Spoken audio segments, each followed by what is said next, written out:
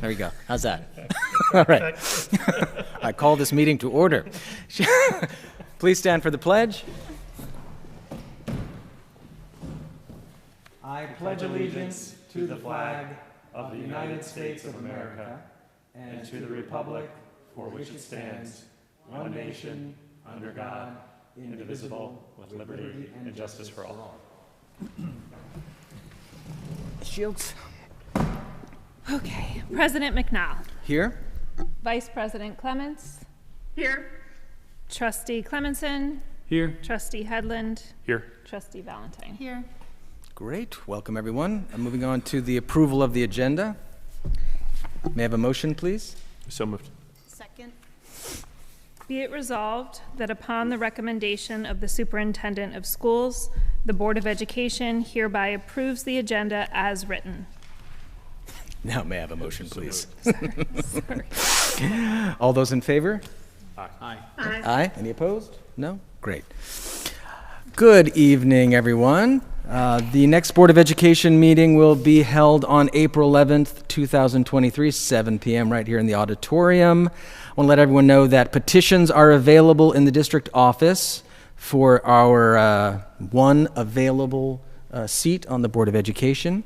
Please contact Megan Shields, our district clerk, at her email address. Petitions and the first campaign expenditure statement are due no later than 5 p.m. on Monday, April 17th, 2023 in the district office. Our Haldane students and our community had a pretty extraordinary last 5 days to a week, which I will let Dr. Benante speak to, I think. Thanks. I'm actually going to share a few things leading up to the last 5 days. We have a few administrators who were excused from this evening's meeting for a variety of reasons. So I just want to start with noting that our debate team finished first place at the BARD debate tournament, and included in the report is an interview or a video with the participants on the debate team, which I would encourage you to watch. They share a little bit about the format of debate, their experience with it, what they've learned from their engagement on the debate team, that I think is great to see. So please take a look at that. I also want to acknowledge Matt Janjulis, who will be receiving the Putnam County Youth Service Award. I know Julia and I look forward to attending that event in May with Matt, who has been it's just been fantastic to get to know Matt a little bit better this school year, and he's also active on our boys basketball team as the team manager. I'll get there in a minute. I also just wanted to draw the board's attention to the hiring process timeline for both the Director of Facilities and Director of Athletics positions are included in Mr. Elder's report as an attachment, so you can check those out. We just uploaded those today. Since Josh couldn't be here this evening, I know the board was curious about the process and the timeline for those two positions, so those are included there. As Sean alluded to, congratulations all around. First to our students who were involved in the production of Oklahoma. Had the opportunity to attend the matinee on Sunday. It was absolutely fantastic. So impressed, as I know we all are, by the talent and the enthusiasm that our students who were involved in the production have and is on full display during those performances, and everything was just excellent all the way around.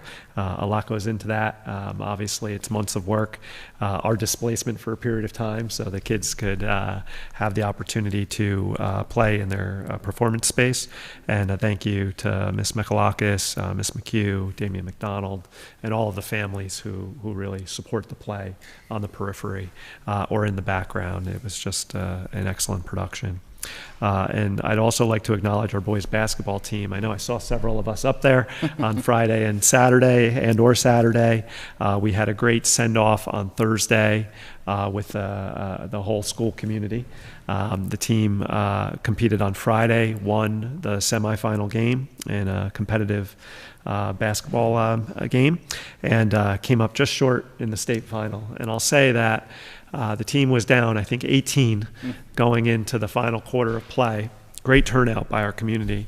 And you get a little worried that it's getting away from them. And Coach Virginamo did just such an excellent job managing that last quarter of basketball. And the team did a great job on execution to put themselves back in a position to tie the game. Unfortunately, they came up short. And I was talking to Mateo today. The other team I believe, made 17 three-point shots throughout the course of the game, which is just unheard of. I've never seen a team shoot like that before at any level. And, when a team has a hot hand like that and is performing like that, it's tough to beat. But Haldane was right there at the end. And I just think the way the kids came back, they stayed in the game mentally, they executed is really just a reflection of the character of those kids who were involved in the program all year long. And I know it's a tough loss on a big stage, but they really did represent our community very well, not just in the game, but also, in everything surrounding the game. At the hotel, out to dinner, they really represented our community very well over the course of those 3 days up in Glens Falls. And a big thanks to our community for coming out to support. It was, I think if the game was in our own gym, just as many people were there in Glens Falls. So I know some folks had the opportunity to attend. I'll just pause there in case anybody else wanted to say anything about the events that have been going on campus, and then I just have one more comment. Sure. Well, I can speak a little bit to Oklahoma, I suppose. I had the pleasure of seeing both casts over the weekend, so it was a good six hours plus of Rodgers and Hammerstein. I know the musical very well, and like I said early out at the beginning of the process, it was the first show that I did when I was in high school, so I was having this very surreal experience of sort of remembering what my body was doing at that time, so there was a particular joy in seeing so many of our students really just do such a wonderful job. Absolutely. Really rise to the occasion. And what's not it's an old hoary chestnut, but it's a very complicated bit of music that they accomplished in a beautiful way. So we should be very proud. Mm-hmm. Okay. I did want to speak just a little bit with the board and obviously anybody who's tuning in. We received a few communications regarding elementary class size allocations for the upcoming school year. And I just wanted to clarify, and it may be a point we continue to have to come back to depending on the community input that comes in, that I've made no recommendations to add sections to the elementary school in the 23-24 budget. I think I spoke to that at our last meeting. If a section were to be added, it would come from elementary certified staff who are assigned to the middle school. So my thoughts on this have been around the fact that we have existing staff, that if we were to add a staff member to the elementary school, general education, it would come from somewhere else in the district as opposed to being a budget addition in the recommended budget unless the board felt otherwise. Mm-hmm. But my recommendation would be to look somewhere else in the district to add that section as opposed to including a new position in the budget. That's why you don't see it did not see it in the budget recommendation last week. I have met with several of our teachers to discuss concerns about the class sizes or what would be the class sizes at first grade next school year. The group did ask me to reconsider a decision potentially to not add any sections, to keep it as is, which would mean class sizes at first grade would be somewhere between 18 and 20. I think right now, if all things were to stay the same, it'd be 19. Sometimes we have students move in, sometimes we have students move out or go to other programs, so it would be at 19 right now. I do have a follow-up meeting scheduled with the elementary staff this Friday. It was originally scheduled for yesterday. They asked if we could reschedule the Friday morning, so I will meet with them again there just to hear more of their thoughts on the matter and take that into consideration. But I think most importantly right now with where we sit, and it's a point I've discussed with the board over the years. I remember having this discussion with the board 5 years ago, and one that certainly presents in this matter is what constitutes a reasonable expectation for class size at Haldane. And I think right now is an opportunity to have that discussion because we sometimes, given the relative size of classes, come into and out of it, but it doesn't necessarily present every year. Sometimes it's just very logical. It makes sense to have 2 or 3 sections just because of the way the class sizes are. But I think we're going to have more classes or cohorts coming in now that are going to test us on whether or not we should have 2 or 3 or somewhere around there. So this should be a shared understanding between our faculty and our administration, and I don't think we have that right now. And that's something that should be based on objective measures, which does include teacher input to a degree. So right now, we need to work on developing that shared understanding, and that'll be part of our conversation on Friday. And that's where we lay, and I'm encouraged by the staff's engagement on this, and my hope would be that sometime over the next month we'll arrive at having some parameters that we can use as a basis for our decision making moving forward, and if there's a need to re-examine anything that in our planning for next year, we'll certainly do that. Great. That concludes my comments, unless there's any questions. No, I think we're good. Okay. Great. If I may, Sean, Please. Roy Smith is the president of our National Honor Society. He's here this evening to provide a student report from the high school. Roy, it's good to see you. Thanks for joining us. You too. Thanks for having me. Go ahead. Stage is yours. So yeah, you guys talked about Oklahoma. It was a phenomenal production. I thought it went really well myself. I was up in the light booth all weekend. So Haldane Drama's production of Oklahoma took place this past weekend. Students in the theater club have shared their talents in many genres, Oklahoma just being the most recent production, of course.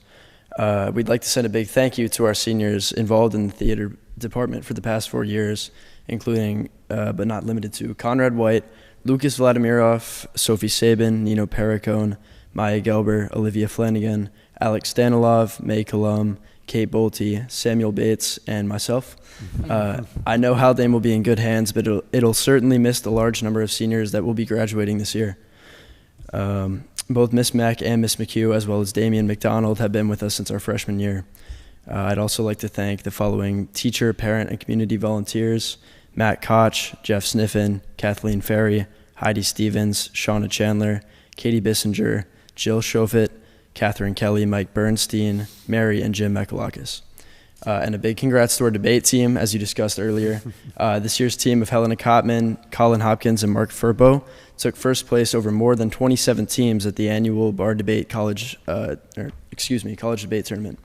In addition, Kira Shanahan was recognized with an Individual Speaker Award, which was a big accomplishment for our team. This was a massive accomplishment for Haldane Debate for a number of reasons, including the size of the schools that we faced up there. You know, Haldane is a quite small class size, and a lot of the schools that travel up to Bard College for that debate tournament are quite large. So this was a big win for us, absolutely.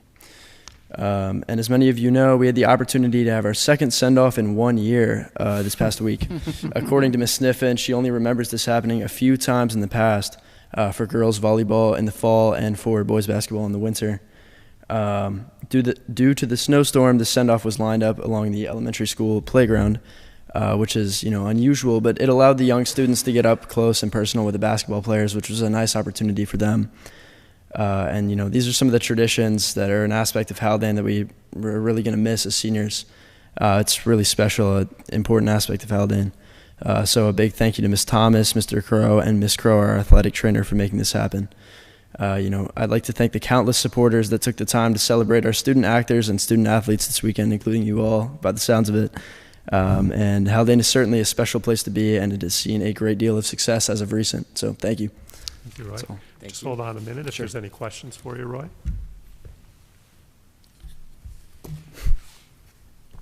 Don't be shy. Roy, you're involved in the tech element of the production, and you have been for some time. Can you just talk a little bit over the years of your experience with that, and what are your takeaways now from those experiences over the course of the 4 years? Absolutely. So Damian McDonald, who's the coordinator for the booth and everything, has been a massive help to us all. I think my first show was The Lion King when I was in 6th grade, so I've been doing it for at least 5 or 6 years now.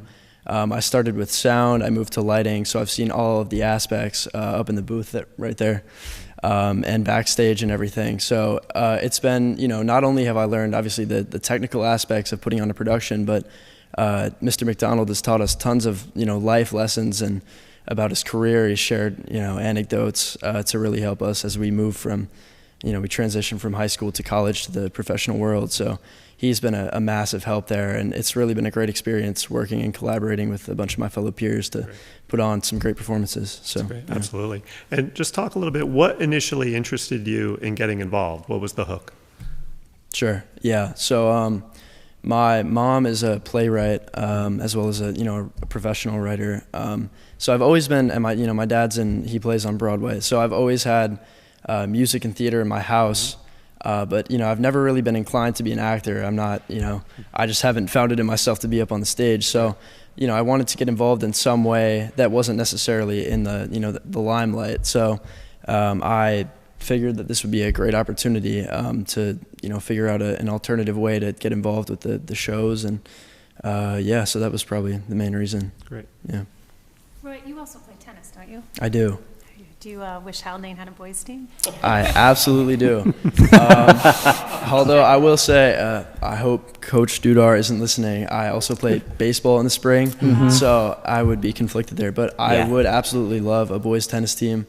We actually started a tennis club, I believe, in my sophomore year, so 2 years ago, with one of my peers, Elliot Goldberg, and then Jesse Osterfeld, who graduated last year. We all play at Cross Court Tennis Club occasionally, but obviously, that's a big expense, so having a team here would be great. I think the interest is there, we just need to find it, so that'd be a great opportunity in the future. Yeah. No problem. I have seen you in the limelight once before, though. I think it was Shakespeare Camp when you were about my son's age, probably, when we first met. So I do remember that. Right here in this room, it was right probably, here, yeah. right? You were against that wall over there. We played the game, the wink murder game. The wink murder, yes, that's right. The classic acting exercise. Yes, it is very much so. And I should say that I've known Roy since, I met Roy when he was my son's age, but his mother is a former colleague of mine, and his father is my son's piano teacher. So it's so wonderful to see you here. So thanks for having me. It's great to see you too. Yeah. Well, Roy, I know our juniors are in DC, right? Yep. And the freshmen and the sophomore class are going down to Broadway tomorrow. Yep, that's to right. See a show. So I know you're a senior, and you probably have a very busy night ahead of you. So you don't need to hang on here. You're excused. All right, thank so you can get back to your schoolwork, and hope to see you in school tomorrow. Absolutely, I will be there. All right, Great. thank you all. Take care. Bye, You Roy. too, Roy. All right, Yep. moving on. All right. Moving on to our workshop topics. I think we'll begin with the elementary school detail report. Principal Jamin.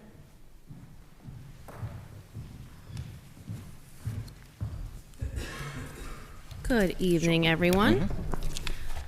So I'm going to start with reviewing the building goals and where we're at with that work this year. So in my presentation, I'm focusing on goal 1 and 2 together because the work ended up aligned and overlapping a bit. So for our first goal, last year in the fall, we had adopted the new MTSS plan and had rolled out our first implementation of that particular plan with its updates.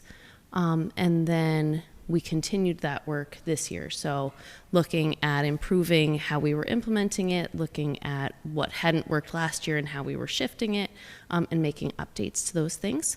And then goal 2 was to work with the teachers in pursuit of the Haldane Essentials and Strategic Coherence Plan. And then our action steps in those two overlapped a bit. So with our professional development, we worked with BOCES. We actually were there this morning in our most recent data cohort work. So looking at different ways to gather and analyze data and how to put it together in ways that reveal more information and more insight into what you have in front of you. And then we've had a lot of work on with our summer curriculum work by our teachers, grade level planning and curriculum writing focused around developing curriculum. And as we did that, the work was focused on both the Haldane Essentials, but a lot of the teachers were looking at tying in their assessments and their progress monitoring for students and how they were aligning that within the units that they were writing, which is why I said it overlapped a lot, where when they were updating their reading units, looking at what the skills were and what phonics assessments they might use at that point in the curriculum to then progress monitor their students, that they were tracking their progress if they were struggling or doing well, and just tracking that through. So a lot of the unit plans that teachers were developing supported both goals. Some of the things that, not yet. Not there. Some of the things that we also incorporated this year that were a change in practice, as I said, looking at our MTSS plan and seeing where we could improve it, we did get our electronic report cards, and as we had talked about earlier in the year, some of those snapshots of the way our students are progressing in certain standards or in their learner behaviors is now something that we can access without sorting through those stacks of paper report cards. So we were able to incorporate that in our in our winter data teamwork. And then we are also looking at our Haldane literacy profile. So what that is mapping out not just the standard of are our students reading with their grade level phonics skills, or are they writing with their grade level phonics skills, but breaking it down by trimester and saying these are the phonics skills we would want a kindergartner to have if they are at grade level, below grade level, or above grade level first trimester, and then second and third, and then also saying, if you're trying to do that, this is the assessment that we will all do, and this is what we would hope to see on those, and putting it into a more cohesive map of what K through 2, when you're looking at phonics in particular, would look like, and then expanding that work up into the vocabulary skills that we'd be looking at 3 through 5. So that Haldane literacy profile hasn't been updated in, I would say, 8 or 9 years. So we've been through a couple different curriculums and different programs. So just making sure that it reflects our current best work and practices. So that work is underway. We spent some time about a month ago working on it and collecting some information, and then a chunk of time also looking at that on Superintendent's Conference Day in March most recently. Now I'm good, thanks. We also have Megan Hargrave coming in for literacy staff development, and she has done work with us both on the curriculum and the Haldane Essentials, and then also MTSS plan. So when we are talking about literacy right now, there's a lot of discussion of the science of reading and what does that mean for literacy practices. And so science of reading isn't a curriculum, it's a summary of research on best practices in teaching literacy. So the curricular resource we use is the Teachers College Units of Study. But then science of reading practices are particular approaches that teachers can use and incorporate into their reading instruction that would support development of reading skills. So the Teachers College units have been criticized on a few of their units, in particular strategies that they're using. But it's not the whole program. So what we've done with Megan and with our teachers attending some professional developments is identifying the places within the curriculum where there are better practices we could utilize, and then rewriting those units using some of the resources that have come out, and then our work with Megan to make sure that if we are using a balanced literacy approach that has a mini lesson and then time for independent reading, and that kind of a structure that we do believe is beneficial for students, that we make sure that our lessons and the instruction on how to decode have all the up-to-date research within them. So I put there as one particular strategy. On the left, you see Edna the elephant, and she is cooking. And this is an older leveled text that our kindergartner first grade might use, where it says she puts sugar in the bowl. And puts and bowl are not decodable words. Puts doesn't follow the rules. The U's not saying bowl is not saying the correct sounds for what you would be decoding there. But that would be a level A book, and it relies a lot on pictures and patterns for the students, where you put the sugar in the bowl, you put the flour in the bowl, the next page is you're putting something else in the bowl, and a kindergartner can pick up on that pattern, look at the picture, and decide what they're putting in the bowl. Whereas on the right, you have a decodable text, which are now, our teachers have spent a lot of time over this year switching over into these sorts of books in their curriculum, where in a bit, mom says, add it in, says mom, are all words that follow the literacy, the phonics patterns for the letters, and a kindergartner can learn the rules, apply the rules, and decode the text in front of them. And if they mess up on a word, you can figure out which phonics skill they're struggling with versus picture cues. So like that's an example of a science of reading practice that Megan worked with our teachers on in our September and November professional development, and then they've been working on using professional development time to make sure that they are choosing the best texts for their students. So an example of one of the things that they've been working on with vocabulary She also spent a long time with them modeling different small group strategies that you can use with students for any skill, and going into the classroom and using them as models to work with, where she would work with the students and show how those techniques could be done. So that work, again, has supported our MTSS work of intervention, but also our curriculum writing work. This is our winter NWEA data. This is showing our students who are average or above average with their reading. Low average students are still within that average range that you would expect to see from students, but they are students that we would be monitoring with progress, monitoring within the classrooms. They might be a tier 1 group where the teacher is working with them in an additional small group and doing an intervention. So these are our students who are at or above grade level, but then we do have students who are at grade level, but in that lower average range where you'd be tracking them to make sure, we don't want them to fall below. Our kindergartners obviously don't have a winter assessment from last year. They weren't with us. But then just to give you an idea of where our students are, we collect this data every fall, winter, and spring. So our first graders, this is their percentile, not their achievement score, so where they fall on that normal curve. So our first graders went up. Our second graders is a bit of a tricky data point in that you're not comparing apples to apples. The K1 test is read to them and they listen to it and it tests their comprehension. Whereas when they shift to second grade, it's read to they read it themselves without listening. So there is a drop there. And at the same time, that group of second graders does have a few more struggling readers. So for all the students, the low average and the below average students are students that myself, Ms. Saunders, and Ms. Pastula are meeting on regularly to look and see how they're growing and whether they're making progress on their reading goals. And we did dig into second grade at our winter data team meeting.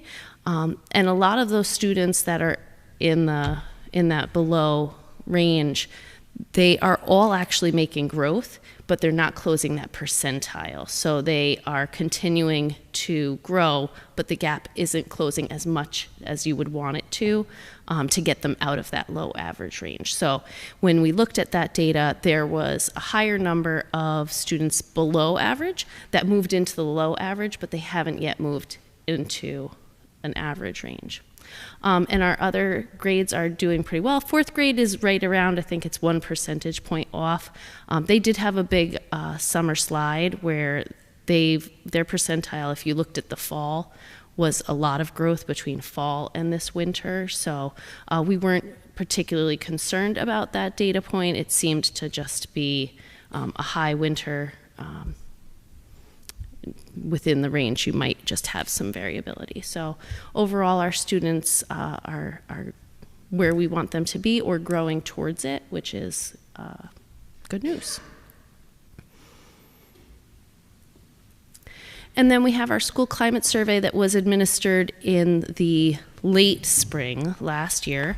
And our goal was to look at the data that we got for that from the elementary. At the elementary, it was our teachers and staff gave input, and then 3rd through 5th. So K1, 2 weren't included in the survey just because of their ability to answer a survey independently at the lower levels.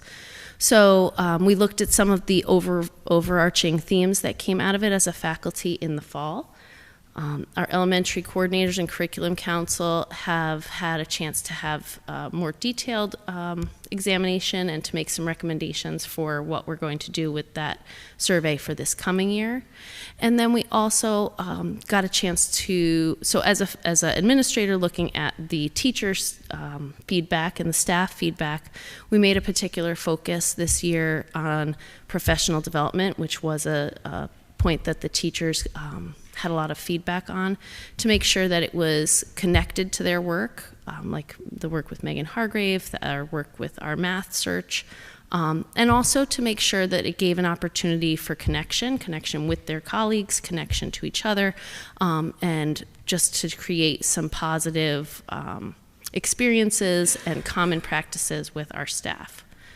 As a faculty at the elementary, we did look at one particular data point that just led to some questions, and so we had a chance to look at that and brainstorm around it. I think it's on the next slide. So something that we do really, really well, and we have a lot of positive feedback from the students, is in the area of relationships with teachers. So how respectful are your teachers towards you? 90%. And that actually, when you look at that compared to other districts of a similar size, is the 99th percentile. How excited would you be to have your teacher again? 86% of our students said they would be excited to have their teacher again. Again, in the 90th percentile of districts that are similar. So that is excellent. But then we had these two data points within the same section of, if you walked into class upset, how concerned would your teacher be? Or when your teachers ask, how are you? Do you think they really want to know the answer? And those two data points were not favorable. And so we spent one of our faculty meetings really brainstorming on, we do care about how they feel. We do care if they have a problem. We feel that way, but somehow that message, while our students are feeling respected, while they're feeling connected, while they want to return to us, that feeling isn't getting to them. So what barriers could be causing that? What could be getting in the way? And brainstorming how we can address that as individuals and as a building. So that was a really good discussion that we were able to have and think about, and try to get to the bottom of what that is and change that feeling for our students. And then we have two building initiatives that I wanted to highlight that aren't directly tied to those two goals, but have been a lot of work that the teachers and everyone have put in. So the first is our math curriculum search, which if you remember, we had carried over to this year, and Josh and I are hoping to be presenting to you our recommendation after working with our teacher leader team to select a curriculum. This fall we went, and we're going to have another detailed presentation, so I don't want to spend too much time of it, but this fall we went through and we actually trialed full units of the two programs we had narrowed it down to, knowing that no program is perfect. You're going to have to supplement in some way and make sure that we reach all of our students, but looking at more than a lesson or more than a couple of lessons, looking at a full unit from Big Ideas and a full unit from Eureka Squared in each grade level, and then really digging into that. We had a chance to meet virtually with some schools that use each curriculum and get the pros and cons from them, and spend some time really talking about what the pros and cons of each are, and then within that, what cons do we feel like we're most capable of supplementing or closing those gaps within the building so that we have the best possible program for our students. So you'll hear more about that, I believe, sometime in the near future. And then I wanted to make sure you guys saw, because a big part of last year's budget was the increased arts and education funding. So we've been putting that to good use. There's still a few programs that haven't been scheduled. We have a little bit more money we could spend for that. But these are just an overview of the programs that have come into our building over the course of this year. So authors, crafts that support a better understanding the building of that Native American village, writing and creating pop-up books in our K-1 classrooms, a visiting theater residency, storytelling, micro-memoirs are coming to 5th grade, the use of journaling as both a writing practice and a mental health practice for our 4th grade, garden recess, the Mohonk Preserve of designing pond animals. So just so many things, and it's really enriched our program and enriched the experience of our students. So I'm thankful for our community support and your support in getting that into the building, and we'll continue to use it well. I think that is all, so I am open to your questions. I have one about spelling. Sure. Is spelling considered part of literacy And I've noticed a difference between my two kids in a difference of 3 years. And it was definitely pre-pandemic, before, and second kid post-pandemic. But that seems to have changed the spelling. And I know that I've just been talking sort of casually that I'm not sure if there is a spelling curriculum, so I don't know if you could speak. So there is not a spelling curriculum. The research on spelling is that it's best learned as part of your writing. So it would be monitoring those phonemic awareness and phonics skills for students so that they know which letters and sounds would be used to make that, and then conferencing them within their writing and noticing a pattern of your child is struggling with this type of word or this type of pattern, and then setting goals around that within their writing program. So it ties into their reading skills with making sure that they know and understand how those connect.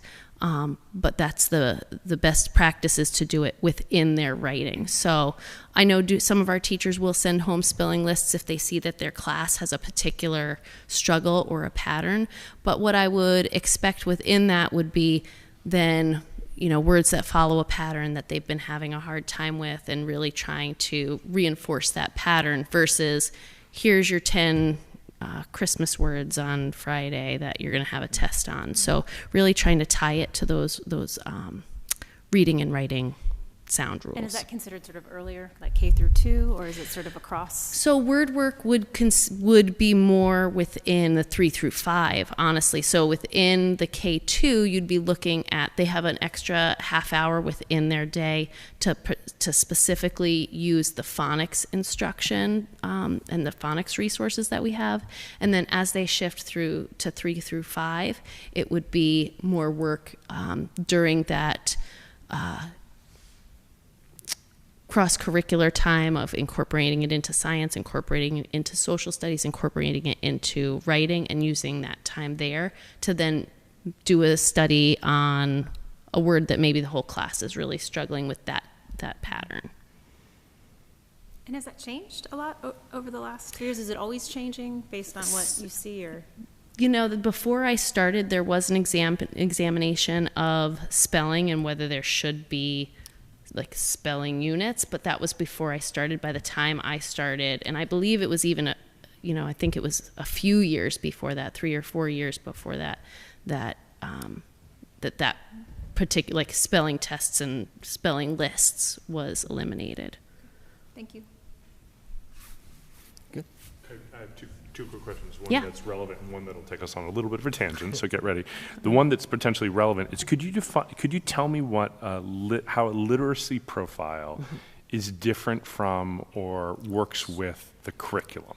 Like, what is it exactly? Yeah, really? no, so that's a great question. So if you took the giant book that is Unit 1 of first grade, let's say, it would map out it's the curricular resource. So it's going to say, for the first 2 weeks, this is your unit. These are the different stages of your unit. This is how you would map out day 1, day 2, day 3. But within the beginning of that unit, TC and other curriculums that lay it out well would tell you these are the skills that you're going to see within this unit. And so not all of those skills are expected to be taught to mastery. Some of them in that unit, right? So you might be introducing some phonics skills or some sound skills in the first unit of kindergarten, September through the end of October, let's say. But you don't expect the kindergartners to master all of those skills by the end of that unit. You're going to expect them to have mastered some of them, right? So it might be some certain letter IDs or certain sound IDs that you would say these would be ones we would want mastered by the end of October. And then the others that wouldn't be taught to mastery would come up again, maybe in the second unit, maybe in the third unit, maybe not till spring, depending on what they are, and they're going to get introduced over time. So the literacy profile would map out which ones are we saying we believe that, so our trimester ends the beginning of December, that kindergartners, if they're on grade level, would master by the beginning of December. And then if they also knew these, they'd be above grade level. And if they only knew fewer, they'd be below.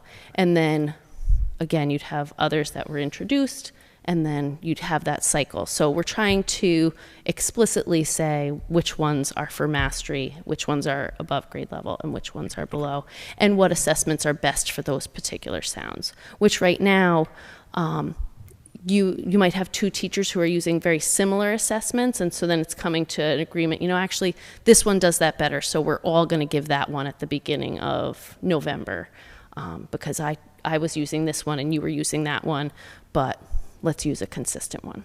All right, that's super helpful. The one that's going to take us on a little bit of tangent. Okay, You've I'm ready. mentioned this before, and you mentioned it here, but I'd love you to, do you mind giving like 3 minutes, maybe at most, on data teams? Because I know it has come, I'm excited to see the use of it and this becoming a practice. Yeah. I don't think we've ever had a formal, this is how data teams work.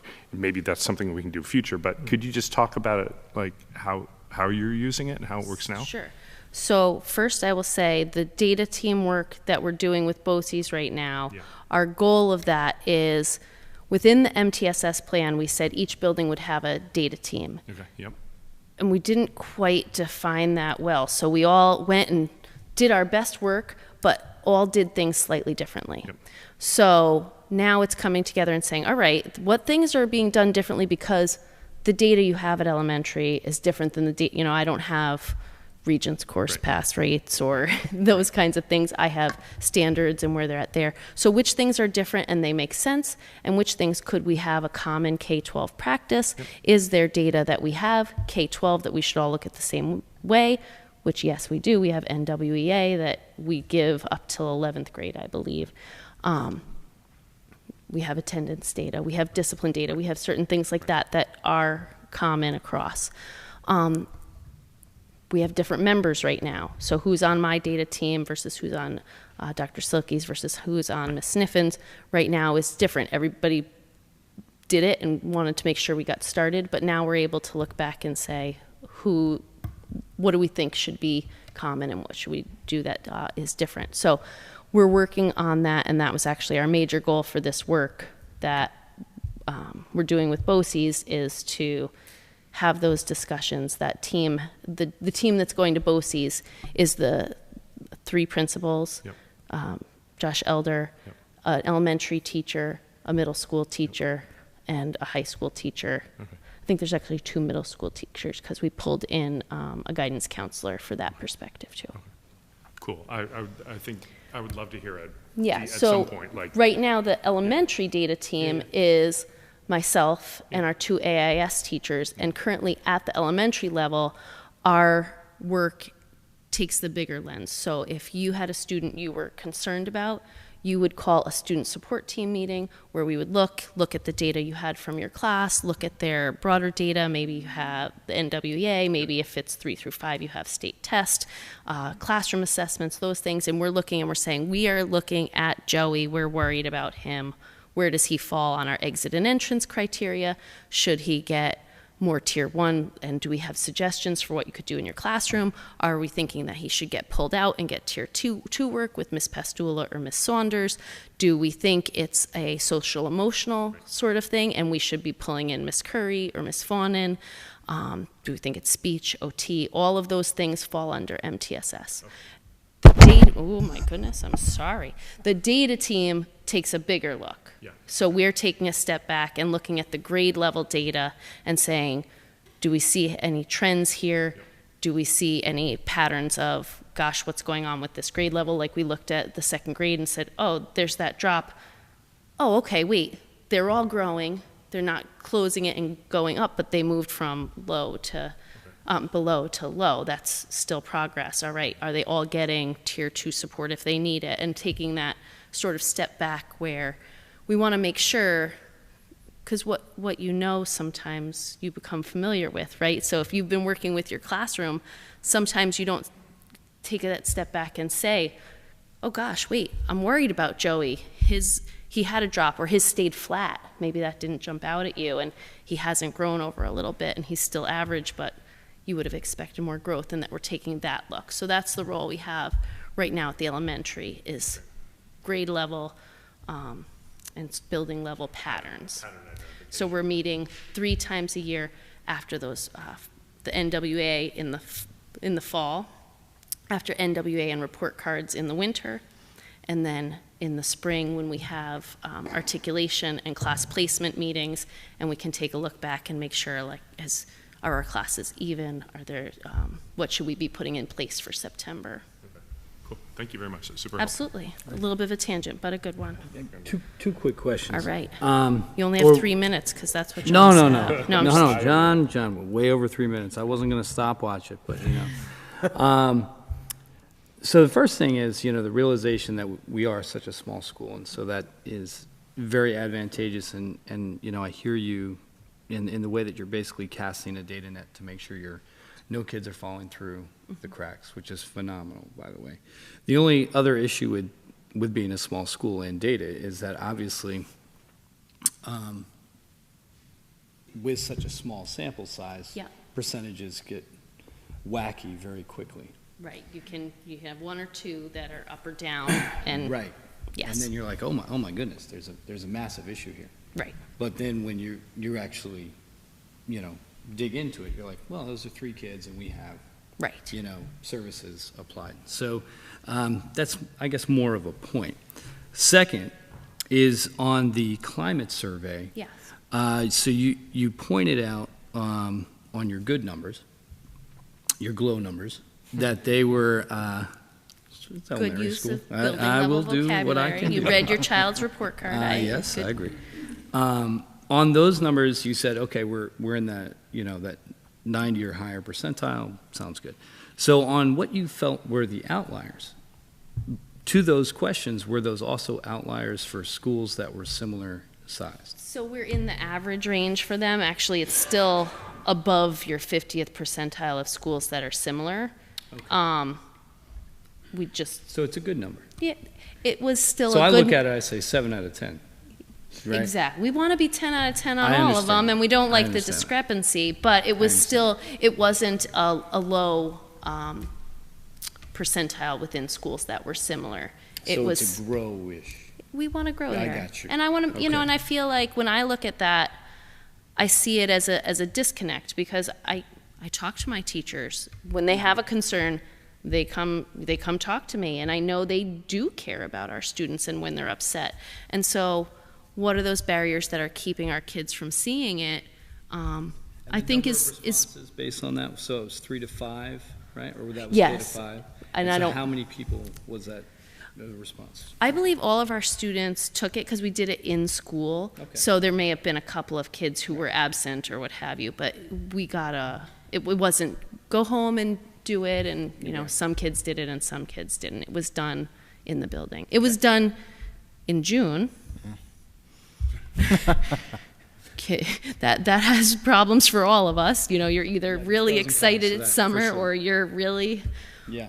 burned out from your school year. Well, that's pretty but- impressive that by June they said they wanted to come back and hang out with the teacher. I spent a year with you and I'm ready to come back. I That's still pretty would good. like to see you in That's- September, that's, yes. That's pretty But good. it was I felt like it was a productive discussion with our staff too, and a point where we could think about it and think about something that could be done, not just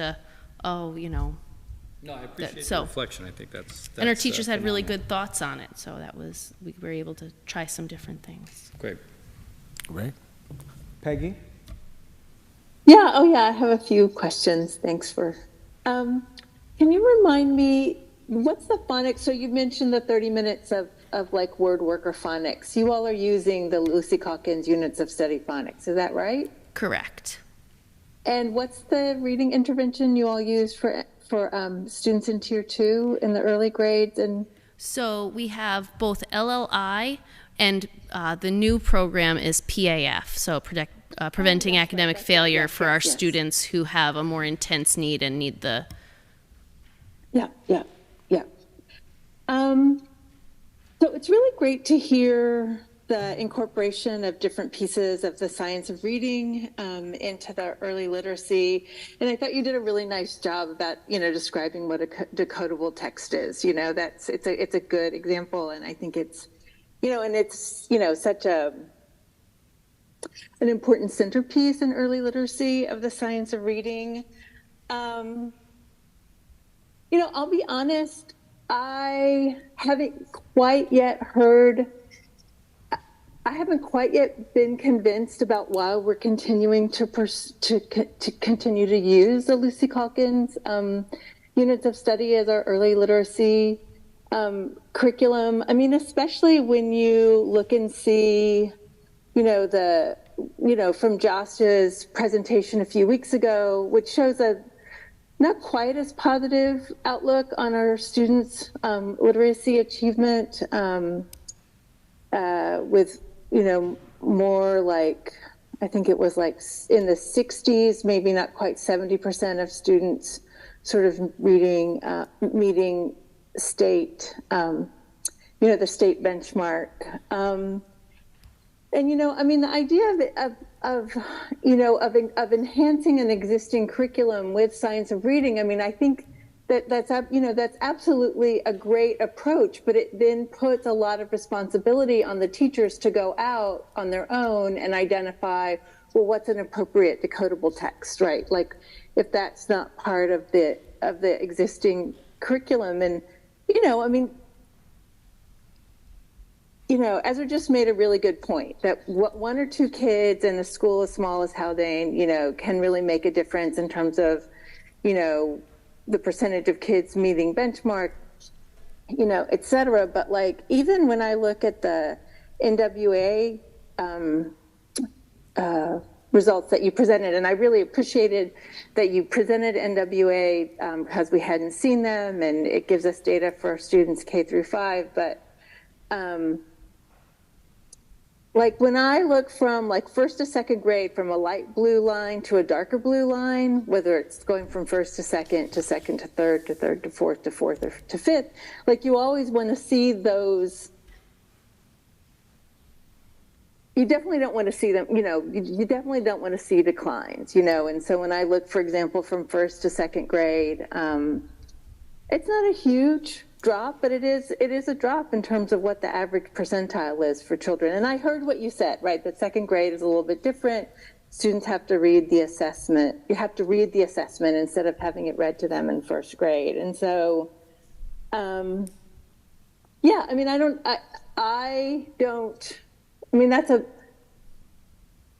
don't expect you to have like maybe you do have a totally convincing, response to my concern, but even your opening remarks, noted that there has been considerable, and I would argue pretty legitimate, criticism of the curriculum. And so it just, again, I think I haven't been convinced yet that it's the right early literacy curriculum for us.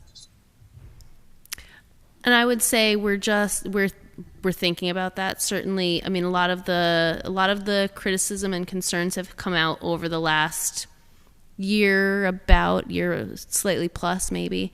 And we're looking at that. We had a meeting on Superintendent's Conference Day to discuss what we saw when we had foundations versus what we're seeing with the TC phonics, which that is that specific phonics instruction versus reading and writing. There were gaps in foundations too, and there's difficulty there with the pacing and with the engagement the teachers saw, and with how they ordered it and how they laid it out. So I don't think anybody's saying we are going to do this to the end, and whether we hear criticism or not. But we're examining it and thinking about it and seeing what the programs we used before had that TC maybe doesn't, and trying to make those decisions in a thoughtful way. So that makes a lot of sense. I appreciate that. Right, like continuing to think about it. I definitely appreciate that. I had one other really quick, and I can't hear perfectly well being remote. I had one quick question about the initiatives. So a recommendation is being finalized for a presentation to the board to adopt a curricular resource for math K-5. I didn't understand, was that the idea of a new curriculum or just like a supplemental program? Sorry. So our curricular resource right now is Eureka, which we're trying to select which what we should choose, and we had narrowed it down at the end of last year to Big Ideas Math and Eureka Squared. And then we have been examining that over the fall, and I believe we've arrived at an answer. We're just not prepared to say it today. So there'll be a presentation with more details very soon. Well, that's great, and I guess that's me not remembering. I guess because I knew that the middle school had been doing that, but I didn't remember that the kindergarten was also. That elementary school was also making a decision about adopting a new curricular resource. That was just me forgetting that. Thanks for the reminder. You can't keep it all in your head. But I said you can't be expected to keep it all in your head. And then one really last quick question. So I was so excited last spring when you all rolled out the new report cards, and you spoke a little bit about it, like what they are and sort of how they work, and how have parents received them?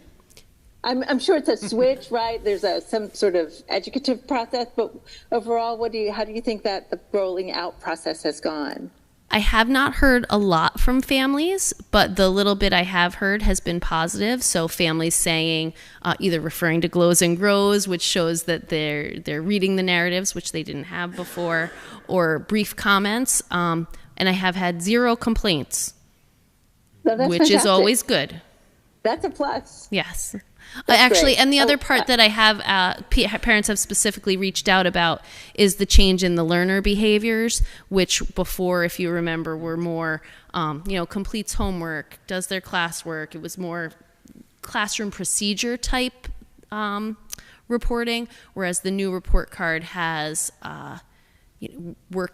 group work, and we worked to align it with the Haldane Essentials, so how they engage with others, how they do those pro-social behaviors that we would want, how they're engaging in the work and in their classroom, and parents have said that they like that a lot better, that it focuses on what they most value in the classroom versus, I'm a principal, and I don't necessarily know that I want to hear about whether my kid is, checking a box. I know whether they did their homework or not. I see that. So hearing about those other things that I can't see, I think does have more value for our families.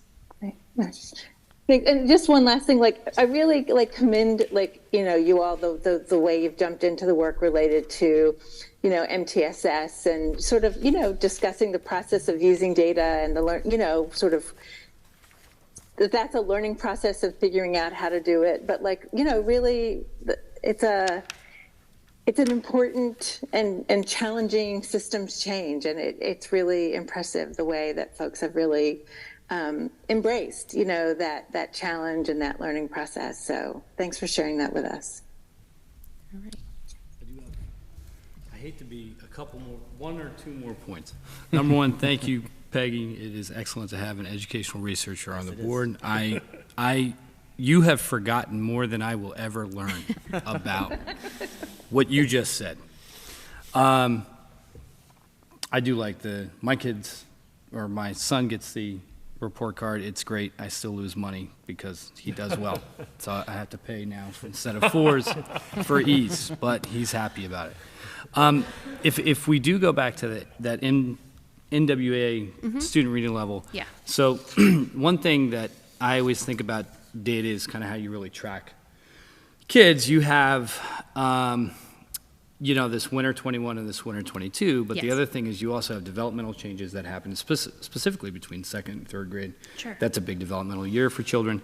And so do you have information that is, and John, you're more the data guy, but I'll try to longitudinal. Thank you. You know what I'm saying. Where you have kids, each cohort of child on a chart, and you're tracking that against each other cohort. 6 bars. So these are the same kids. Yep. Last winter. So the 5th grade bar is the 5th graders percentile when they were in 4th grade. I understand that. And yes, tracking the cohort of kids. We can track that cohort back many more bars. And I then just put didn't put it against on the other this slide for you. Yeah. And no, I understand it. Just saying for your data point. Yes. Yeah, because that comparative is incredibly, I would assume, very important, right? Yeah. absolutely. And if you'd like to see it, No, I'm it's- happy to sit down with you. But Yeah. we looked at it and said 6 or 7 bars for each of them would probably be too much for this No, no. particular report. That's all right. Thank you. Oh. Thank you, Principal Jamin. Yeah, so one of 2 building reports this evening. You know, and considering as Mary Ann comes up to provide her detailed report, come on up, Dr. Selke. We had quite a full agenda at the beginning of the year with our campus master planning reports, which we still will come back to the final product on those sometime in May or June. So obviously, there's going to be a couple of meetings where we're a little more full than we've been as compared to other years. So thanks for the conversation, and thank you, Christine, for your report. And now we'll have Dr. Silke provide the middle school detail report. Good evening. Thank you, Dr. Benante and the board for the opportunity to highlight the middle school tonight. And I will try not to be repetitive, because one of the things that the board may have noticed is that our schools have oftentimes common goals, because our goals are based on the district goals, which are based on the strategic plan. So where there's overlap, I'll try not to repeat myself, but hopefully this will be like a good example of scaffolding, where maybe I'll bring forward additional information that will deepen the board's understanding of the work, or answers to other questions that you may have. So that'll be my goal as I move through the presentation tonight. So this is an introduction and overview of the pedagogical philosophy guiding Haldane middle level instruction. Team teaching is at the heart of middle level pedagogy and allows for interdisciplinary approaches to teaching the New York State standards. So for example, this is an image of Reader's Theater, which integrates social studies and ELA standards. The small class sizes at Haldane lend themselves to authentic student-centered learning experiences. So moving right into the goals after that brief program overview. This detail report is organized by the goals, as I had said, and the first goal this year for the middle level was to look at the school climate survey and develop a plan of action to further enhance school climate. So I pulled out, this is just one question from one area of the student report. So the secondary students, 6 through, it was 6 through 12, but many of the 12th graders didn't take it because it was so late in the year. So either way, the questions were the same for the secondary schools, and this is one question in the section on school climate. So the baseline school climate survey that was administered provided us a lot of information. Families took the survey, teachers took the survey, faculty and staff, and our students. So the middle school determined that the students would be the best place to start to examine how to improve the experience for our students. So what you see in the slide is the response to one of the student survey questions in the secondary area. And although most students, this question was on behavior. So at your school, how much does the behavior of other students hurt or help your learning? And although most students don't find the behavior of their classmates to have a negative impact on their learning, 21% said that the behavior of other students hurts their learning a little bit, 12% said that the behavior of other students helps their learning some, and 3% said that the behavior of other students hurts their learning a tremendous amount. So this is a measurable area for us to focus on improving by growing our current social emotional learning program, Positive Behavior Intervention and Supports, PBIS, which you would probably recognize as Haldane Middle School is True Blue. So, so what is PBIS? Positive Behavioral Interventions and Supports is an evidence-based tiered framework for supporting students' behavioral, academic, social, emotional, and mental health. When implemented with fidelity, PBIS improves social emotional competence, academic success, and school climate. It also improves teacher health and well-being. So, as I said, you may be familiar with Haldane Middle School's True Blue. That was a collaboratively created motto that we have rolled out as our shared values. And students are provided with direct instruction on what it means to show teamwork, responsibility, understanding, and excellence. And this direct instruction is then reinforced with rewards and reteaching. So, moving on along, what we've done this year is that in addition to the direct instruction and positive reinforcement that every student receives, we've expanded to provide targeted secondary prevention to some students who exhibit undesirable behavior that may impact the learning of others, so to directly impact that part of the school climate. So this is referred to as Tier 2 PBIS, Tier 1 being what's applied to and taught to everyone. So the support provided at Tier 2 is more focused than at Tier 1, and Tier 2 practices that are being implemented this year include providing additional instruction in small groups or for individuals. The slide shows an example of a lesson on a consequence mapping exercise that students can complete with the teacher that's providing the PBIS instruction for them.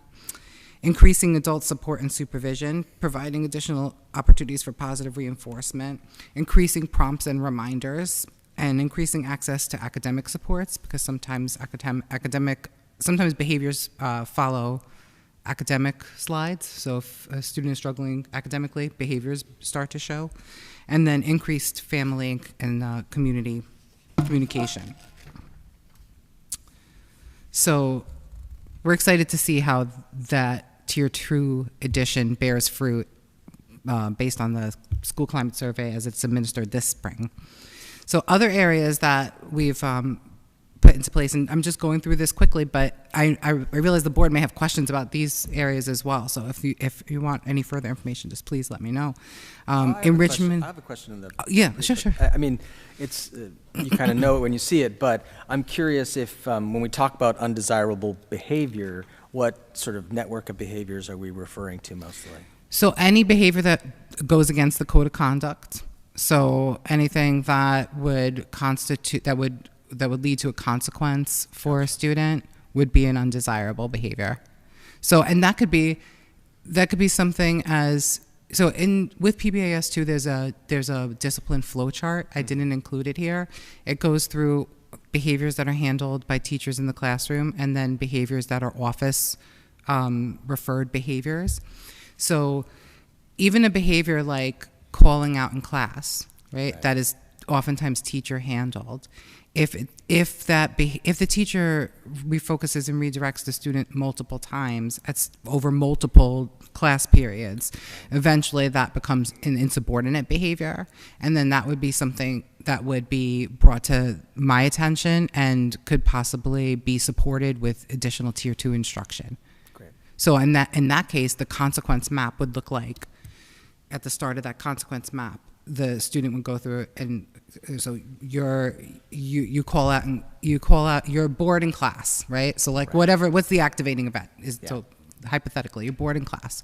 So you have a choice. You can call out and it'll lead to this set of negative consequences for yourself and for your classmates, or you can raise your hand and ask for clarification, or go through all the different positive choices that the student might have in that instance, and that way the student can learn that there's options when they're having a activating event or a feeling or whatever the situation is, that they can choose a positive course of action or they can choose a negative course of action, and what that looks like and what that leads them to. Does that make sense? Yeah, it makes complete sense. And the procedure for sort of observed behaviors in the classroom is similar to unobserved behaviors that are reported by other students, or like. So in terms of being referred for a Tier 2 class, just curious or a about, Tier 2, so, for example, we had a group of students who had a lunch bunch for eight weeks, and they had all Tier 2 lessons, and those were students who had repeated office referred behaviors. Mm-hmm. So I think this is what you're asking. So that's like one example. Mm-hmm. And then we had an incident in class where there were 4 students who were identified as using the classroom discussion to be unkind. And those 4 students were referred for one session with Ms. Fawnin on kindness. I see. So those are the types of like Tier 2. It's reteaching, mm-hmm. but it's reteaching directed toward, rather than reteaching in general on teamwork, responsibility, understanding, and excellence, it's reteaching geared toward what the undesirable behavior is that's being exhibited. Yeah, that's great.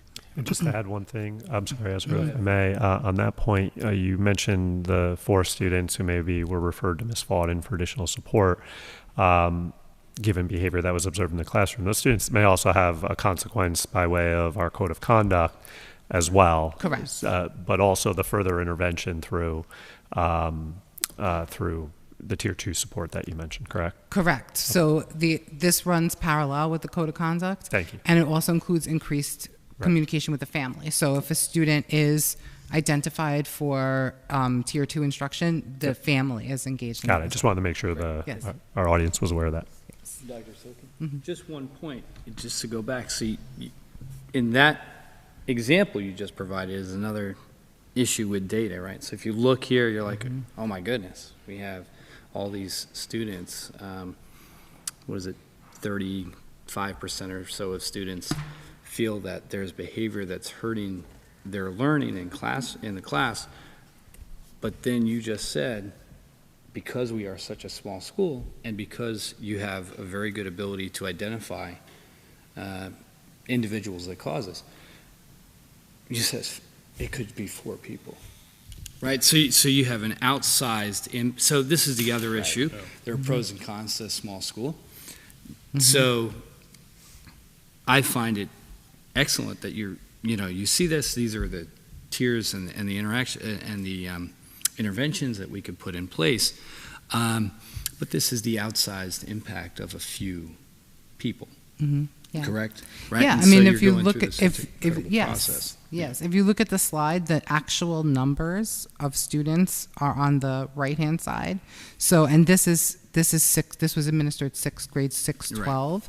So, you can see the actual number of students, and it's quite small when you consider the number of students that answered this question. But like I think Ms. Jamin said very well, we are committed to continuous improvement. So it's never going to be satisfactory. No, it's great. Yeah. So.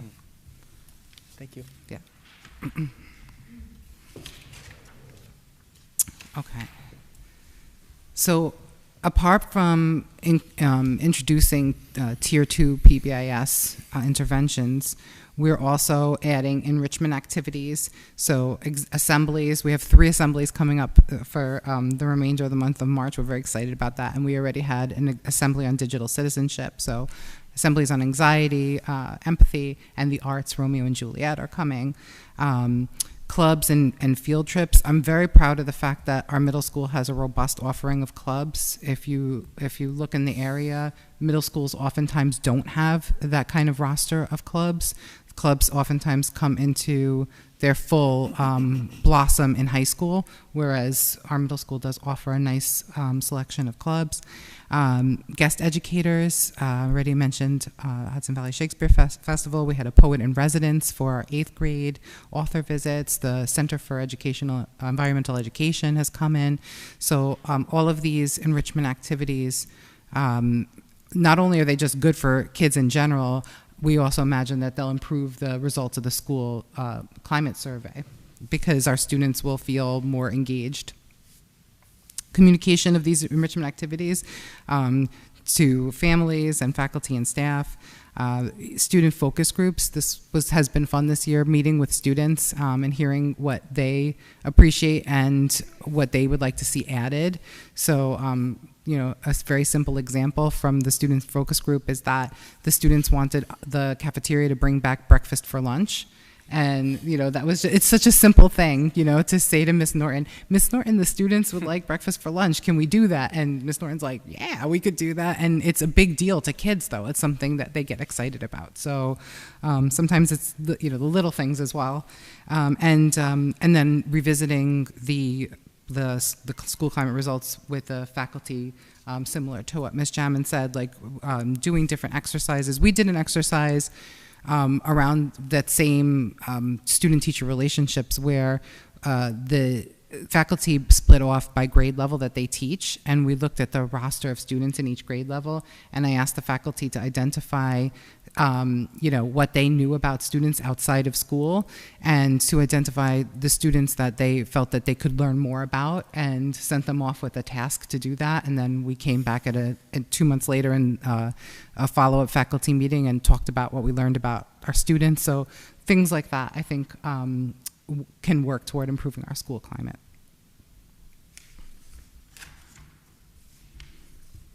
So our second goal was surrounding the strategic coherence plan and alignment to the Haldane Essentials. So during the strategic coherence planning process, the Haldane community identified critical thinking, problem solving, communication, growth mindset, emotional intelligence, and wellness as essential attributes for Haldane students to attain during the course of the K-12 education, profile of a graduate, if you will. The faculty has reflected on the Haldane Essentials, what they mean, where they live in the curriculum, and how they manifest themselves in the middle level. And that work is taking place during faculty meetings, after-school staff development, superintendent's conference days, self-study, group discussions. And this year, the teachers set their professional goals around one of the Haldane Essentials. And I'm very proud to say that under Mr. Vergidamo, the student council has kind of adopted wellness as the school focus for an essential, and they held a wellness spirit week. So we are in full stride of working toward the integration of the Haldane Essentials. Another area where you'll see this is in the curricular overviews that I know Mr. Elder has talked about in depth with the board. And I included another, I had previously included, I think, Ms. Boonshoff's 8th grade art overview with the integration of the essentials. I included for the board a link to Mr. McConville's 8th grade social studies overview with the essentials identified. So just, it's interesting to see the work that our teachers are doing to integrate the Haldane Essentials into their curriculum and standards. So moving right through to goal 3, which you heard a lot about from Ms. Jamin, and I'll try to highlight complementing information. The middle level focus on multi-tiered system of supports. This is about utilizing data to improve instruction for all students. So this image is the image that the board has seen as we went through and as the board adopted the updated plan. And I think listening to Ms. Gem, and I'm going to try to highlight data teams this way.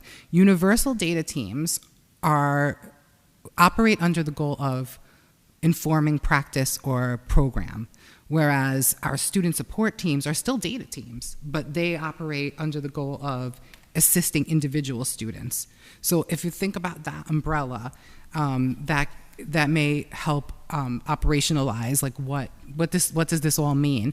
And I include positive behavior interventions and supports here because the multi-tiered system of supports refers to response to intervention not only for academics but also for behavior. So it plays into this system and this goal as well. So I have presented in the past, several years ago now, like what a universal screener is and why it's important. But I think that, unless you're living and breathing NWA, you're not necessarily thinking or, imagining where that plays. So what is this thing that our kids are taking spring and winter and fall? And it's a universal screener that has short answer questions. It's adaptive, so it's on the computer, it's adaptive. So if a student gets the question correct, the next question is slightly harder. If the student gets a question incorrect, the next question is slightly easier, and it goes through that way to really identify what a student is ready to learn next in their zone of proximal development. So it really helps to look at these scores for teachers because we can make decisions not only about academic interventions for supports for gap areas, but also for enrichment and for where we can stretch the curriculum as well. So it could go in both directions. So I included just a snippet from the NWA, just a different report than I've ever included before. And talk about small numbers, Ezra. On this I had to cut out because we have a student who's not an 8th grader who's in algebra right now, and I had to cut out that student because you would totally be able to identify what that student's score was. Yes, we have very small numbers, and but with that being said, we can see that this is the winter administration for algebra. And our students are in lines for mastery on the Regents, very high-performing results. And hold on to that picture for a second because I'm going to go through the Math 8, and then I'm going to talk about a little bit how we use this. So in the next slide, these are the winter results for the Math 8 NWEA.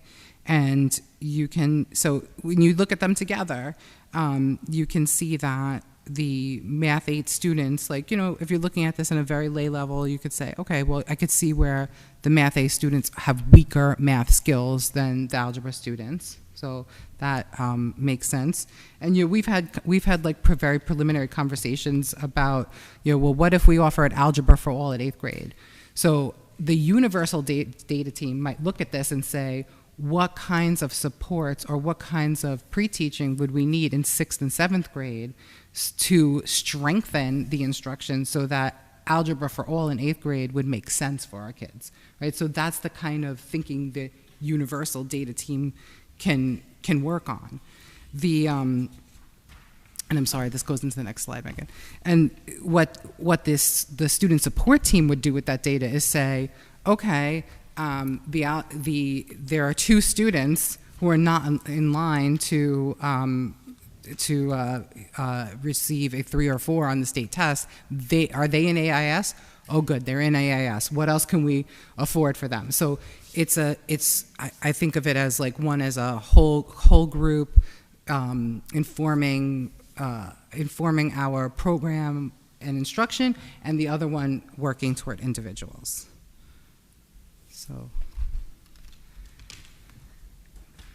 and that's basically what the last slide goes over, that the student support team focus on individuals for 10th period AIS and other interventions. And of course, the student support team may be also a step toward the realization that a student may need to be referred to the Committee on Special Education, or if it applies to the 504 committee, so that's also part of what the SST can identify or do as well. Any questions? Reach the questions. The questions. One question. Yes. I swear. Algebra 8, how many sections? 2 sections. 2 sections. And that's typical. We usually have 2 sections. You usually run 2 sections. So that's 32, so roughly 16 to 17, depending. Depending on the class size. Yeah. And on who's identified for acceleration. Yep. Okay. Did I hear you say there's 2 sections of algebra in 8th grade? Yes. Yes, Peggy, 2 sections. Thanks. Sorry. Thanks. Going back to the PBIS, you were talking a little bit about that. Has it worked? Do we have data yet, or is it still sort of, it sounded like you were just implementing it, or do you have data to show that the efforts that you're putting into it is resulting in these kids behaving? Yes, so we're collecting data on the Tier 2, the addition of Tier 2 interventions this year.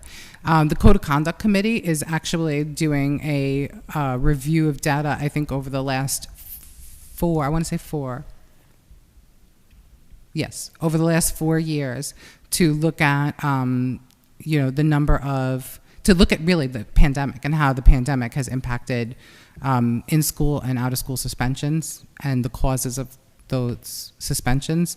So it'll be interesting to look at the data from the Tier 2 interventions at the middle level and, birdwalk that with the information from the Code of Conduct and, really get a picture to try to see, how we could best support our students to not only achieve academically, but also, continue to achieve behaviorally and represent Haldane as well as they do. And that's coming? Yes. Okay. I would say by the end of the year. So, that's at the end of the year, if there's opportunity, or at the beginning of the year, that would be opportunity to definitely report more. Cool, thank you. All right, I lied. Sorry, Dr. Silky. You had mentioned earlier in expanding the PBIS program, you had mentioned community. That was one of the words you had said, and you had said it separate to the school. So I wasn't sure if you meant the learning community here or the community at large, and it just made me thinking, are there these situations where you're looking at, again, the advantage of a small community, in which you're looking at those tiered levels of interventions to include opportunities for students in the community? That's an excellent question. Where I thought you were going to go with it is, how are we involving the community? And I was going to share that on April 17th, Dr. Nickerson, who is a behavioral research expert and talks about how parents comes and talks to communities about how parents could support their children social and emotionally. Like, that would be an example of how we're informing parents in the community about the work. In terms of working with the community to create, like, I think you're saying, like, activities or opportunities for, I think that's wonderful work. It reminds me of before the pandemic, we used to do a 7th grade community service day.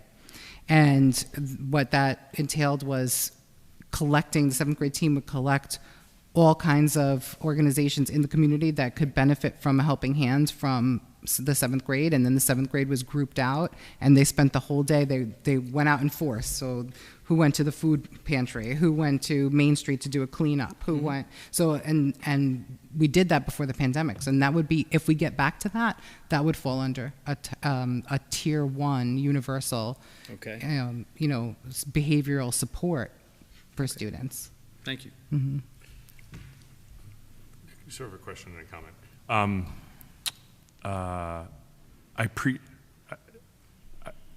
Middle school, I think character education middle school is really important, and it's super, super hard. Yes. So I appreciate, my sense is it's super, super hard. So I appreciate everything that you guys do to really support the parents and the community in character education. And that being said, my sense from the undercurrent, like, I would look at slide 4 and be really disappointed that 36% of the students say there's behavior that's hurting my academic experience. Grant, that could be one jerk affecting 36% of the students, but still, I would aspire to be a school where students are helping each other perform better, right? Absolutely. So I think we all share that.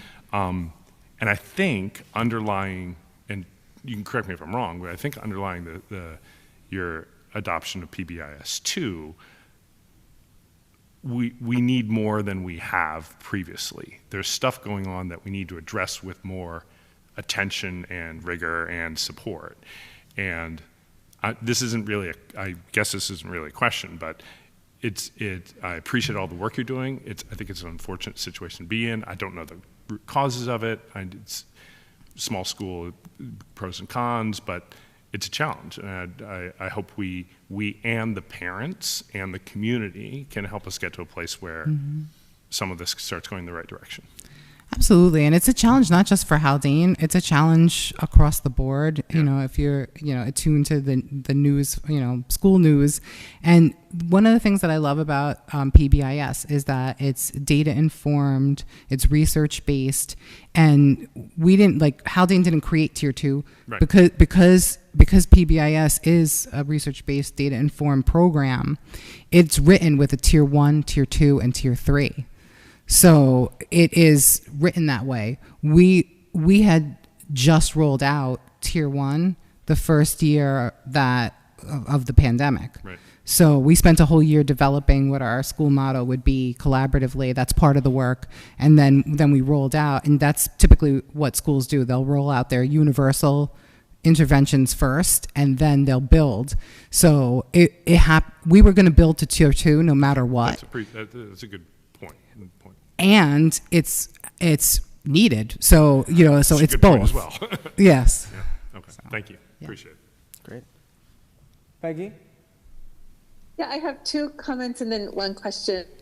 I really appreciated you sort of laying out sort of what you're doing to address some social emotional needs in the middle school, like laying it out in this framework. I mean, of MTSS and PBIS, like as a real example of how you all are doing that.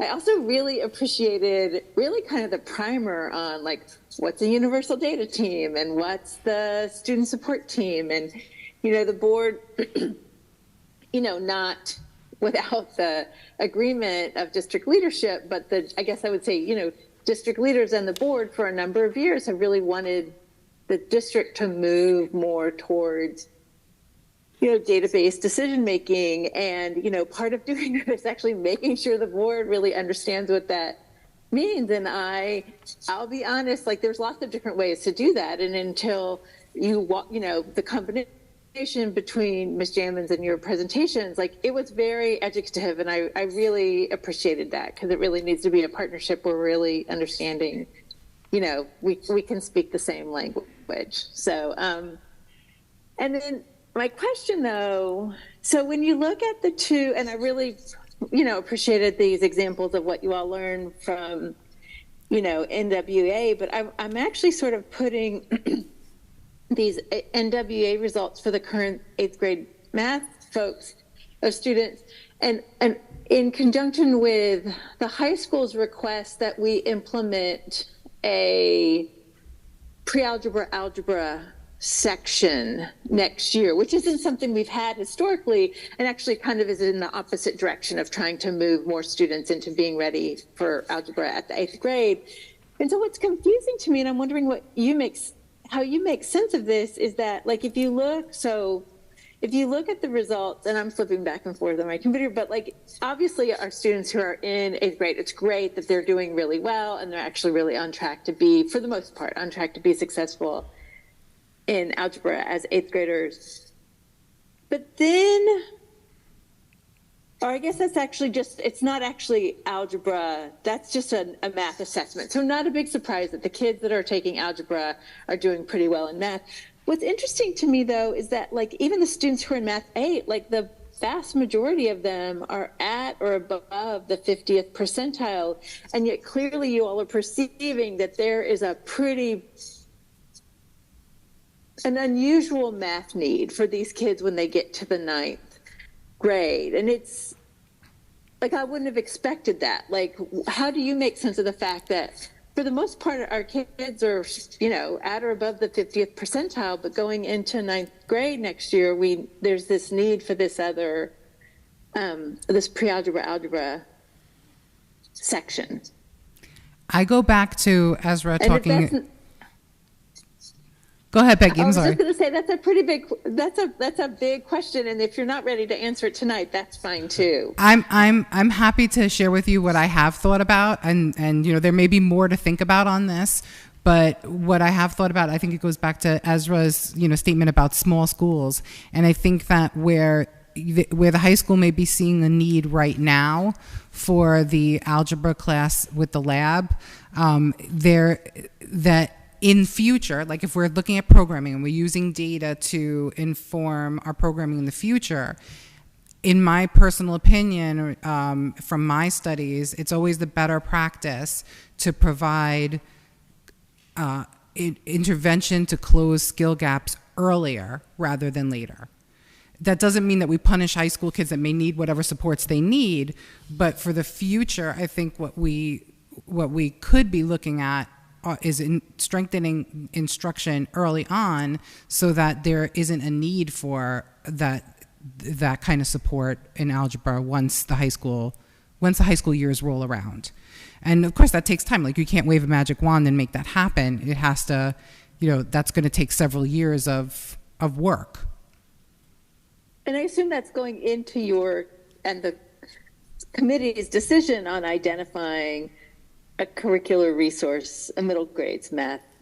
So if you recall, Peggy, the middle grades did adopt we presented to the board, and the board did adopt. Okay, you all did adopt. Yes. But that's pretty new. Yeah. So 6-12, we have big ideas math.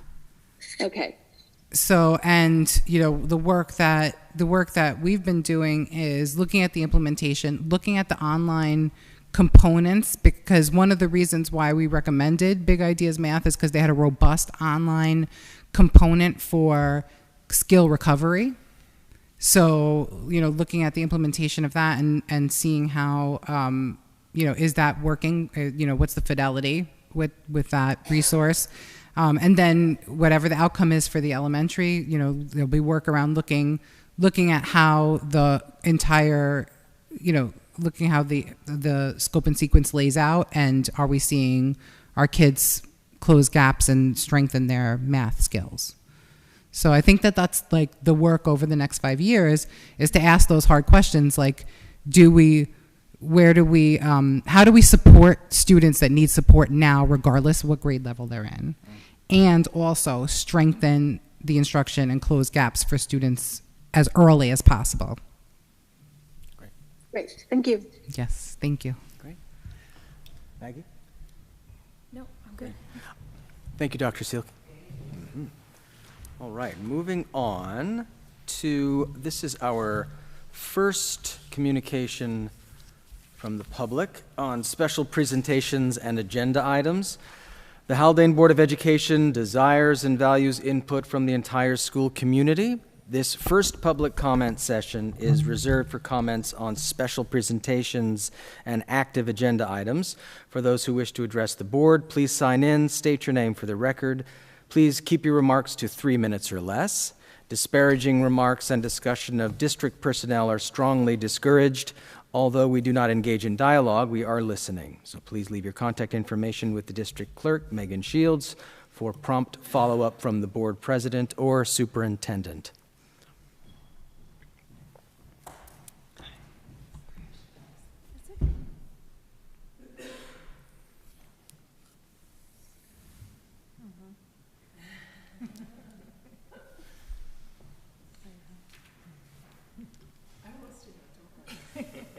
If you keep talking about it, I might steal it.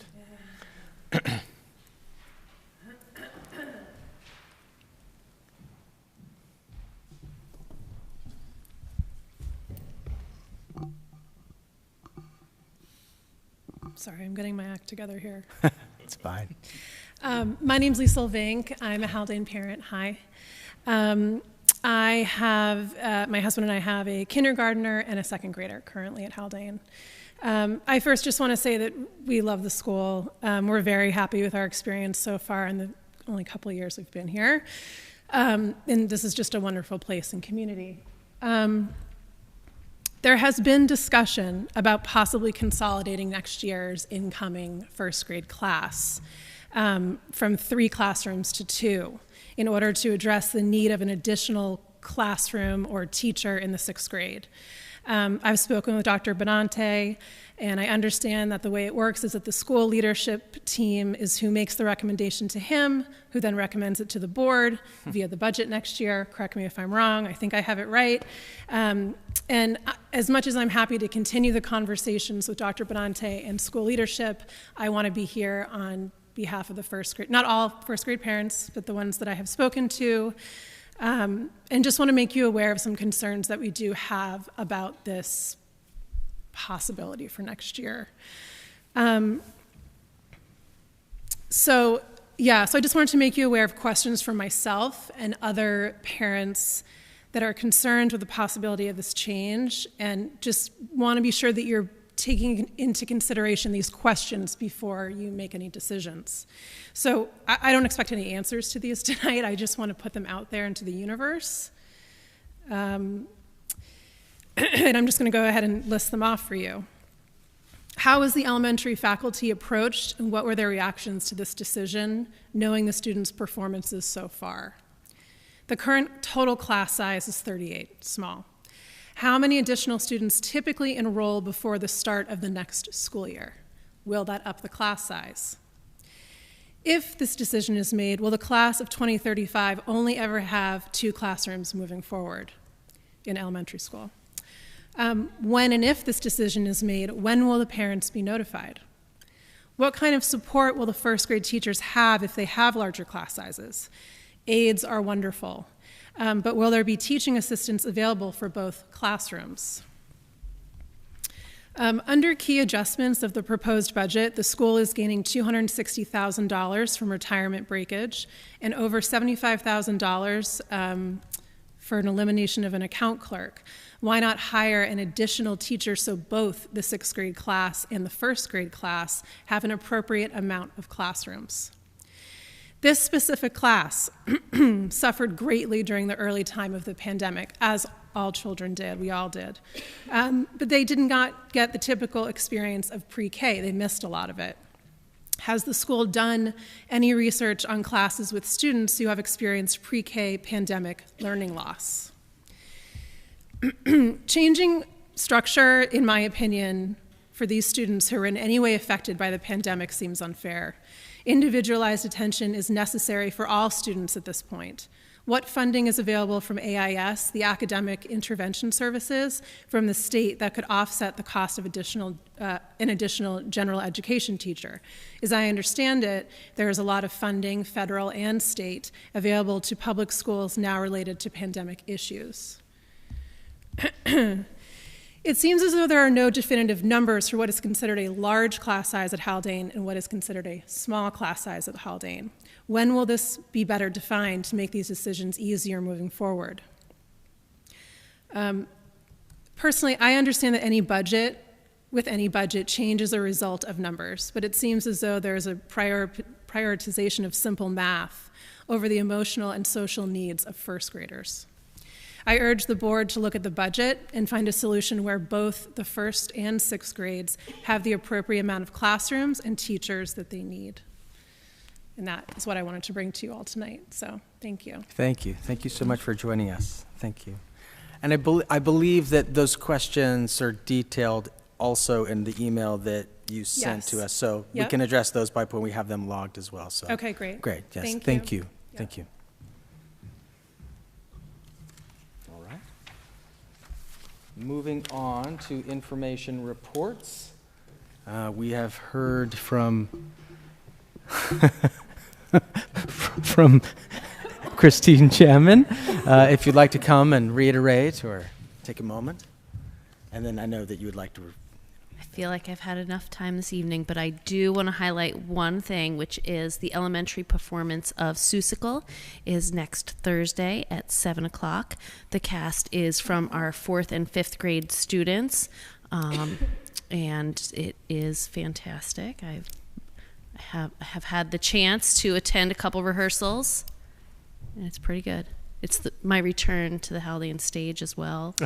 I have 42 words. You should. Who's counting? I was asked, so I had to count. So everybody, please come. It's only a half an hour. It's a short production, not 3 hours of Oklahoma. So I encourage you to come see Seussical next Thursday. Any questions? No? Thursday, next Thursday, March 30th. March 30th, 7 p.m., right here in the Gymatorium. Thank you. Thank you so much.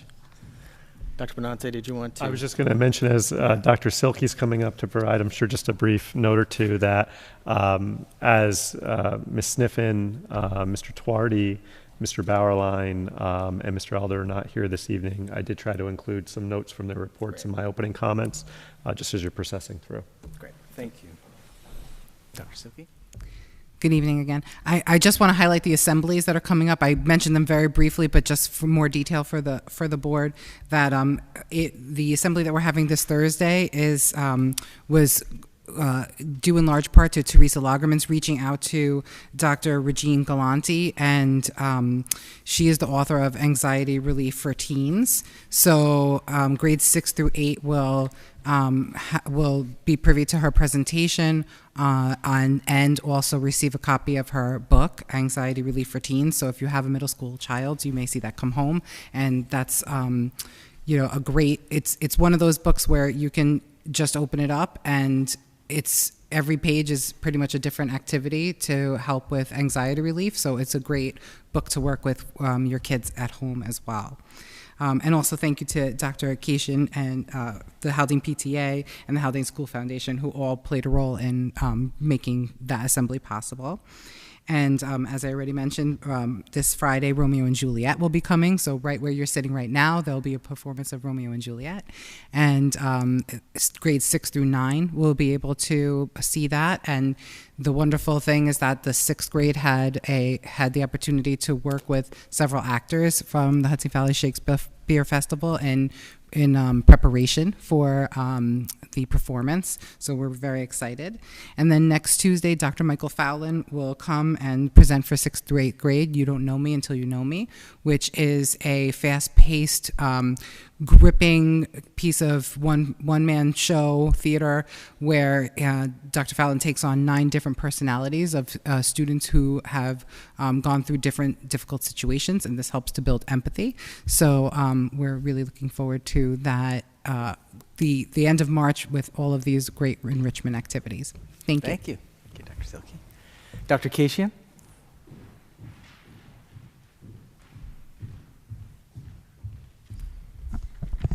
Good evening.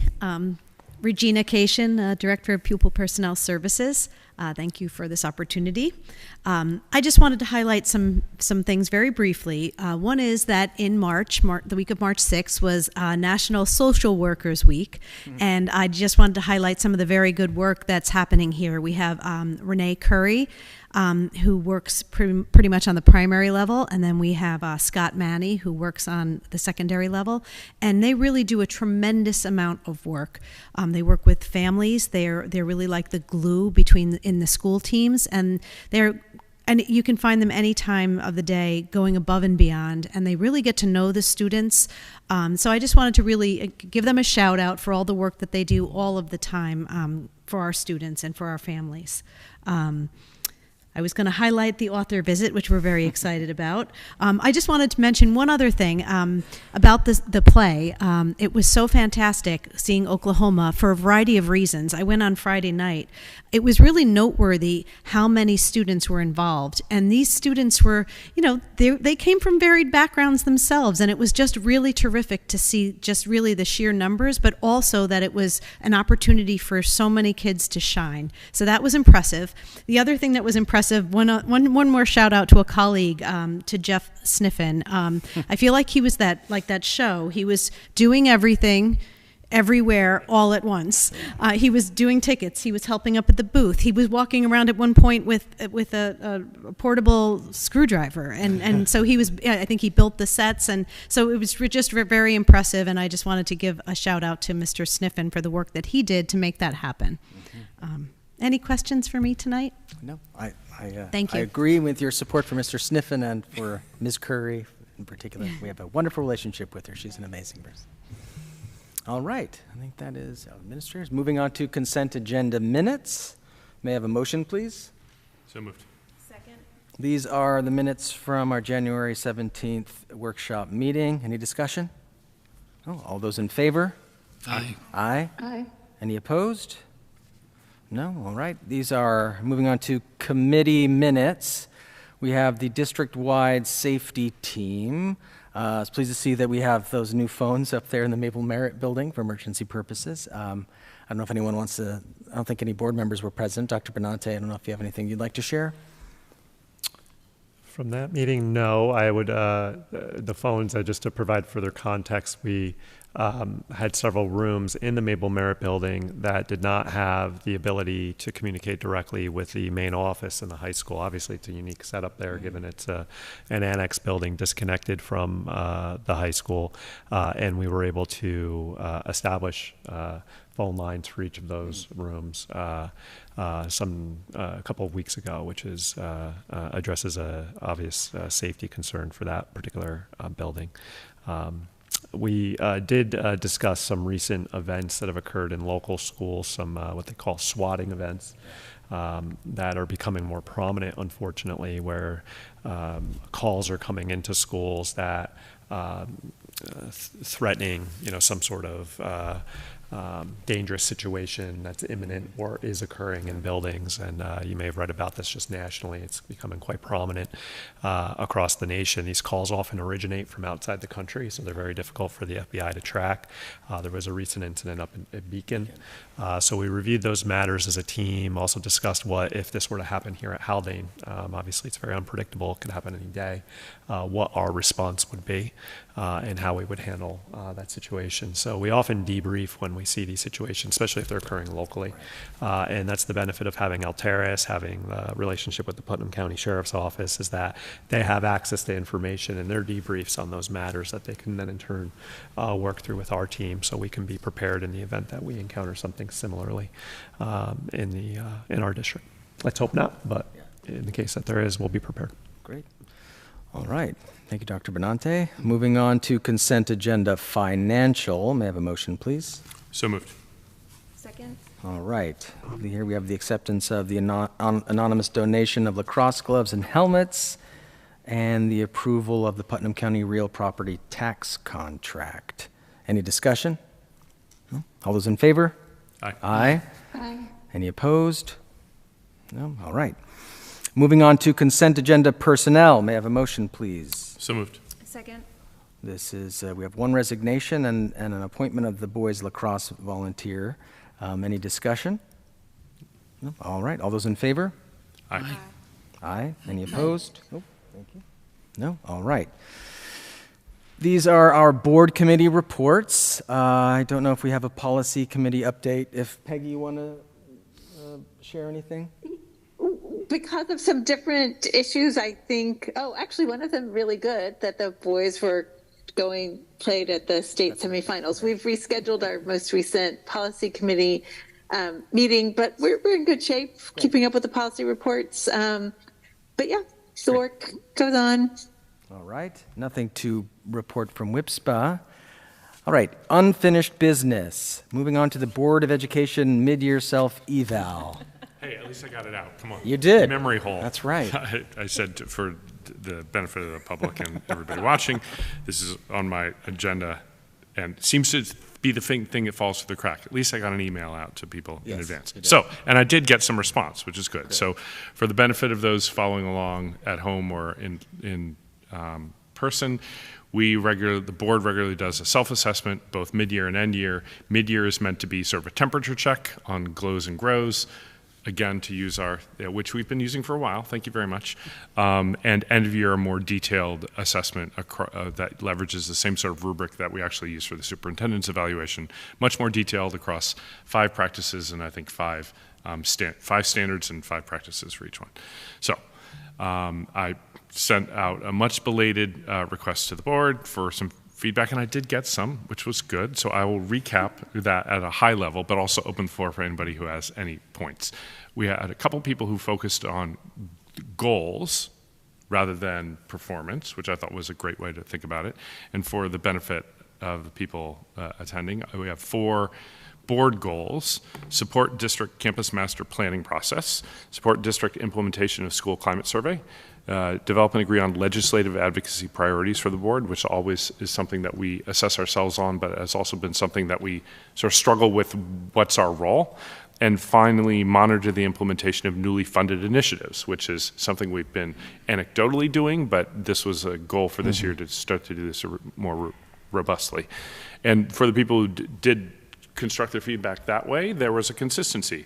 The campus master planning was just defined as a glow, something that we're taking an active and participatory role in, especially for the people who are serving on the board, but even for the greater Board of Ed, being engaged in the process, understanding what's going on, asking for and even restructuring the workshops so we have a more regular update on this process. So that's great. For the other 3, they're all grows for different reasons. Some because we're starting to hear about the information. The school climate survey is a good one. We're starting to hear about the outcomes and the process to align to that. Legislative advocacy priorities, frankly, because we haven't really sat as a board and had that discussion in an open session where we can say, what do we want to do? And the implementation of a number of the things that we have funded over time is a sort of procedural, we need to touch base on all those. So there's good alignment there.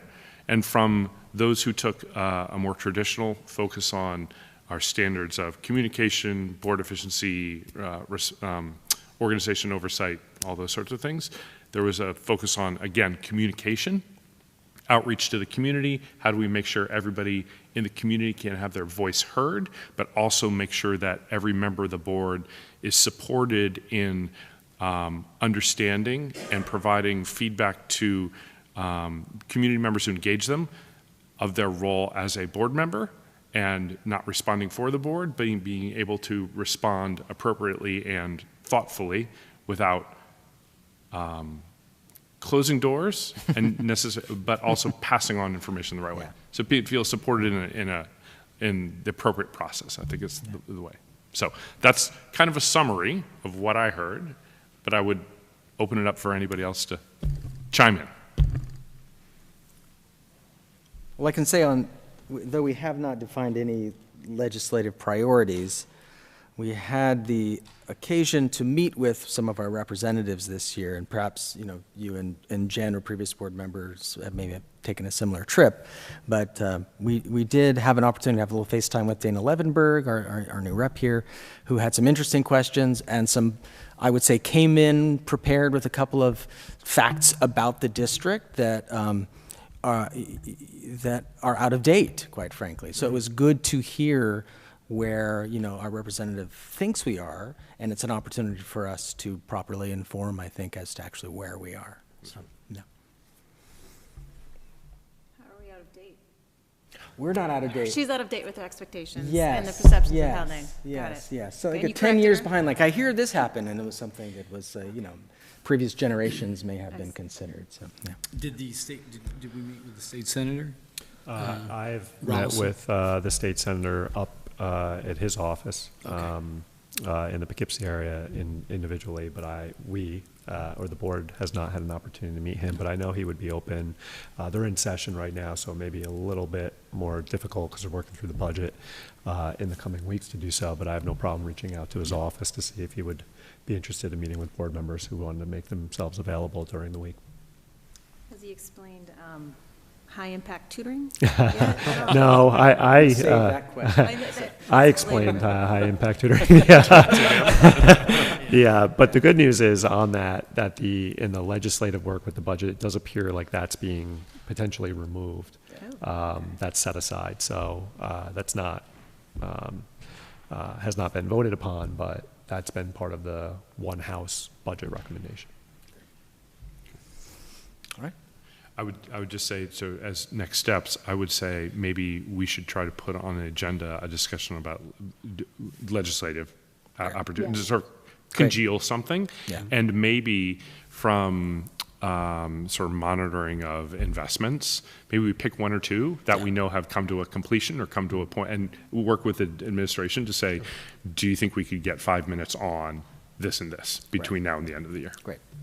And I also wanted to add one thing, and is, creating and adopting a new board member onboarding process. Is that part of it too? Peggy mostly had been working on that and had a wonderful start. You do so much. I don't know how you were going to sort of roll that out, but that has been worked on as well.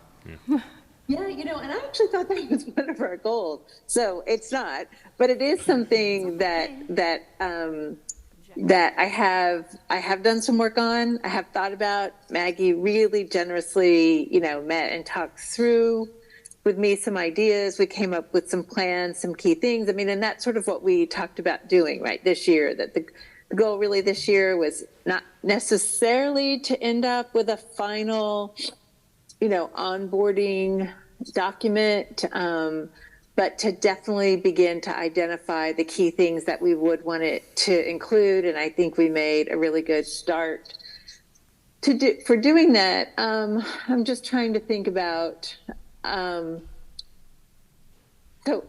to the extent that our goal for this year, and again, I realize it's not a written goal because it's not there, but it's definitely something that we talked about it. To the extent that our goal was to begin to identify the pieces that would need to go into a process, that kind of process, I feel like we've made really good progress on that. I think one of the things, and maybe it's when we do our end of year evaluation, or maybe it's when we do our summer retreat, is really sort of define like a timeline for like getting that process in place. Yeah. So finalizing that document and what we really want it to look like. So yeah. Great. Thanks for bringing that up, Maggie. Great. All right. Well, you're going to be speaking again, Peggy, because we're moving on to any additional comments you want to make about superintendent's evaluation now that we're all met? Yes, I did. So since not everybody was able to be at our last meeting, I know everybody got the document with the timeline. If you didn't or would like me to resend it to you, please let me know.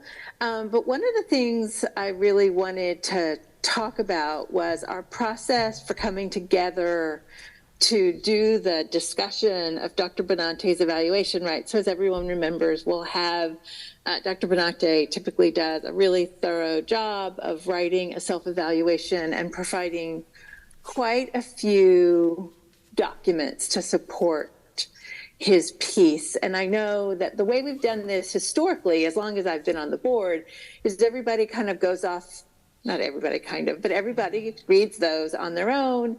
And then we come back together, primarily ending up focusing on each of our own comments and pieces of feedback that we want to be incorporated into the evaluation.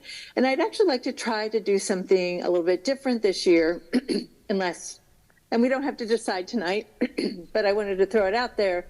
I'd actually really like to bring the work that Dr. Benante does, his own written self-evaluation, a little bit more to the forefront in those conversations, just so that we're all considering all the pieces at once, our own important individual pieces of comment, of feedback or comments that we want to be integrated into that process, as well as this other work that he's done, sort of his own written pieces. And so one of the things I was just thinking about is I think we might need a little bit longer period of time. I'd like for us to think about planning an hour. I'd like to be really pretty, I know that's, I'd like for us to be really mindful of time as we're going through the standards. And I'd like, and I'm willing to do this, I'd like for us to do just a quick review of what's in Dr. Benante's self-evaluation, as well as, again, the documentation that he provides to us, just so that we're all keeping everything at the top of mind. And we could talk that through a little bit now if people have feedback about it, if it's something people want to think about and we want to revisit, if people are not enthusiastic about that plan or have other thoughts about the plan. You know, I certainly just, I don't want to dictate what the process was, but I did want to suggest that as an innovation to what we've done in the past, or a difference. I'm always in favor of innovation, so forbid me I don't want to prevent progress, but that seems like a great way to move forward. So. Yes. Yeah. Yes? Okay. Yeah, I had really actually wanted to do the workshop. So NYSBA offers a workshop on doing the superintendent evaluation, which I've never participated in, right? Everything I've brought to this process, I brought actually from watching Evan Schwartz run the process for a number of years.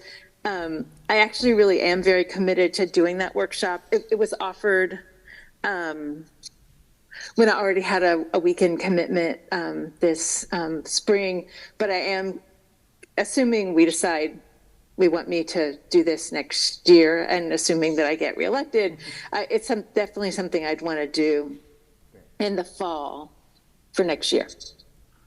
I realize you can't see us, but there's lots of nodding going on. Okay, I can't see anything, so I appreciate that. I can just see Ezra in your window, so I know. Okay, I can't see Ezra, but I was looking at the piece of paper, so he was hidden. There's actually just one more thing, and it's in the document that I sent you all, but in reviewing the policies, it's actually come to my attention that there is a piece of it that we haven't been doing quite right. And that's determining the timeline in collaboration with the superintendent, and sort of filing it or sharing it with the district clerk in early September. So that will be that's just another thing that I've proposing for us to do moving forward. Great. Thank you, Peggy. You're welcome. Thank you. Mm-hmm. All right. Well, moving on now to new business, CSE, CPSE recommendations. Ms. Shields? Be it resolved that upon the recommendation of the Superintendent of Schools, the Board of Education hereby approves the recommendations of the Committees on Special Education and Preschool Special Education as presented. May I have a motion, please? So moved. Second. Any discussion? No? All those in favor? Aye. Aye. Aye. Any opposed? No? All right. Now, moving on to the resolution calling for the inclusion of Proposition 2 in notice of annual district meeting on May 16th. This resolution requires a motion, a second, and then a roll call vote. Ms. Shields? Be it resolved that upon the recommendation of the Superintendent of Schools, the Board of Education hereby approves the resolution to include Proposition 2 in the notice of the annual district meeting on May 16th, 2023. May I have a motion, please? So moved. Second. All right, Ms. Shields? President McNall. Aye or yes? Vice President Clements. Yes. Trustee Clemenson. Yes. Trustee Headland. Yes. Trustee Valentine. Yes. Great. All those in favor, yes. Now, moving on to the approval of the resolution calling for the annual district meeting vote on propositions and trustee elections on May 16th, 2023. This resolution also requires a motion, a second, and then a roll call vote.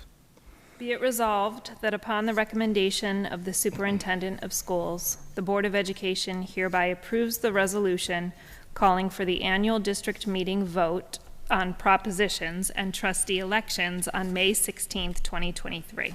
May I have a motion, please? So moved. Second. All right. Ms. Shields? President McNall. Yes? Vice President Clements. Yes. Trustee Clemenson. Yes. Trustee Headland. Yes. Trustee Valentine. Yes. Great. All right, moving on to our second communication from the public on all district matters. I think that those are closed. And moving on to board reflections. Does anyone have anything they'd like to share? They haven't. I would just say that Friday was lovely. Like it was like one of the traveled up to Glens Falls for the game and to see so many people there. I was a little bit worried about whether we had a quorum either of board members or the administration, but I was rested assured that there was enough people back here to make sure that things. There are also plenty of students there at the same time, so I will typically.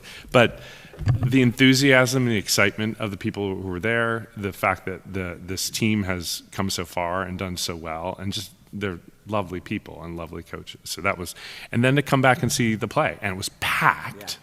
And it was exciting. It was opening night. And it was just like one of those days where you're like, beyond, in addition to all of the academic work, but this is like the community coming together and big cross sections, but different parts for fantastic things at Haldane. I thought it was lovely. It's lovely. I ran into John breathless as he just made it in for the show to start with his family. So thank you for being everywhere all at once. So apropos. Yes, it is. Mm-hmm. Anyone? I do. I attended the middle school, the community read back in, and I don't know if that was early March, end of February now, but it was amazing. I just wanted to express my appreciation for the staff that showed up. There was a themed refreshment. Ezra, you were there too. There was a themed little reception in the cafeteria with blue icing on the cupcakes, and then we all disbanded to different rooms, and I had Mr. Sniffen and Carolyn Llewellyn actually led the discussion of the book with a series of sixth graders, and it was, what's the word? It was inspiring to hear sixth grade, literary analysis in that night. It was very impressive. Makes me feel a little better about the world. So thank you. That was a lovely evening. I will double that, Maggie. I was in awe, so much so that I wrote an email. I was shocked. So I was in a conversation with sixth graders, and it was very well attended by the sixth grade class. It was with Mr. Wick and, I'm going to forget the librarian's name is Eckes, Miss Eckes. And, I forgot the other person. I'm going to tell you, I was just absolutely, it's in the email that I sent to Dr. Silke. But I was just in awe. And the whole time, there's a picture of me that Dr. Silke took, and I'm just like this, listening to this group of sixth graders. Our kids aren't dumb. No, they're far beyond. And you just like, wow. And that was magic, just magic. So what an incredible event. And from going from that, which is the academic side, to I have a very small house, and in our one room, we screaming at the top of our lungs as we came close to winning that game was pretty miraculous. We had some guests from out of town who are from Haldane, and they don't care much about basketball, and they were like, "Wow, I'm so excited about this game now because you and Allegra are so excited about this game right now," and that was great, amazing. Great. All right, Dr. Benante. Oh, Peggy.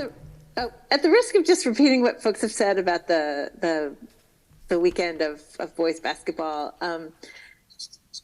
I was so impressed by the just unrelenting commitment and determination and positivity and forward movement of the team and of Coach Vergidamo. It was really I found it very moving. And since then, I've seen Coach Vergidamo just post a couple of just really lovely, warm, appreciative posts on Twitter that I just think speak, so represent so nicely, sort of what, some of the really great things about the school district. And I wanted to voice my appreciation of that. Thank you, Peggy. All right. Dr. Benante? I think it's all been said. Oh, great. Wonderful. All right. Then I'd like to make a motion to adjourn. Second. All right. All those in favor? Aye. Aye. All right. Thank you. Any opposed? No? Good. All right.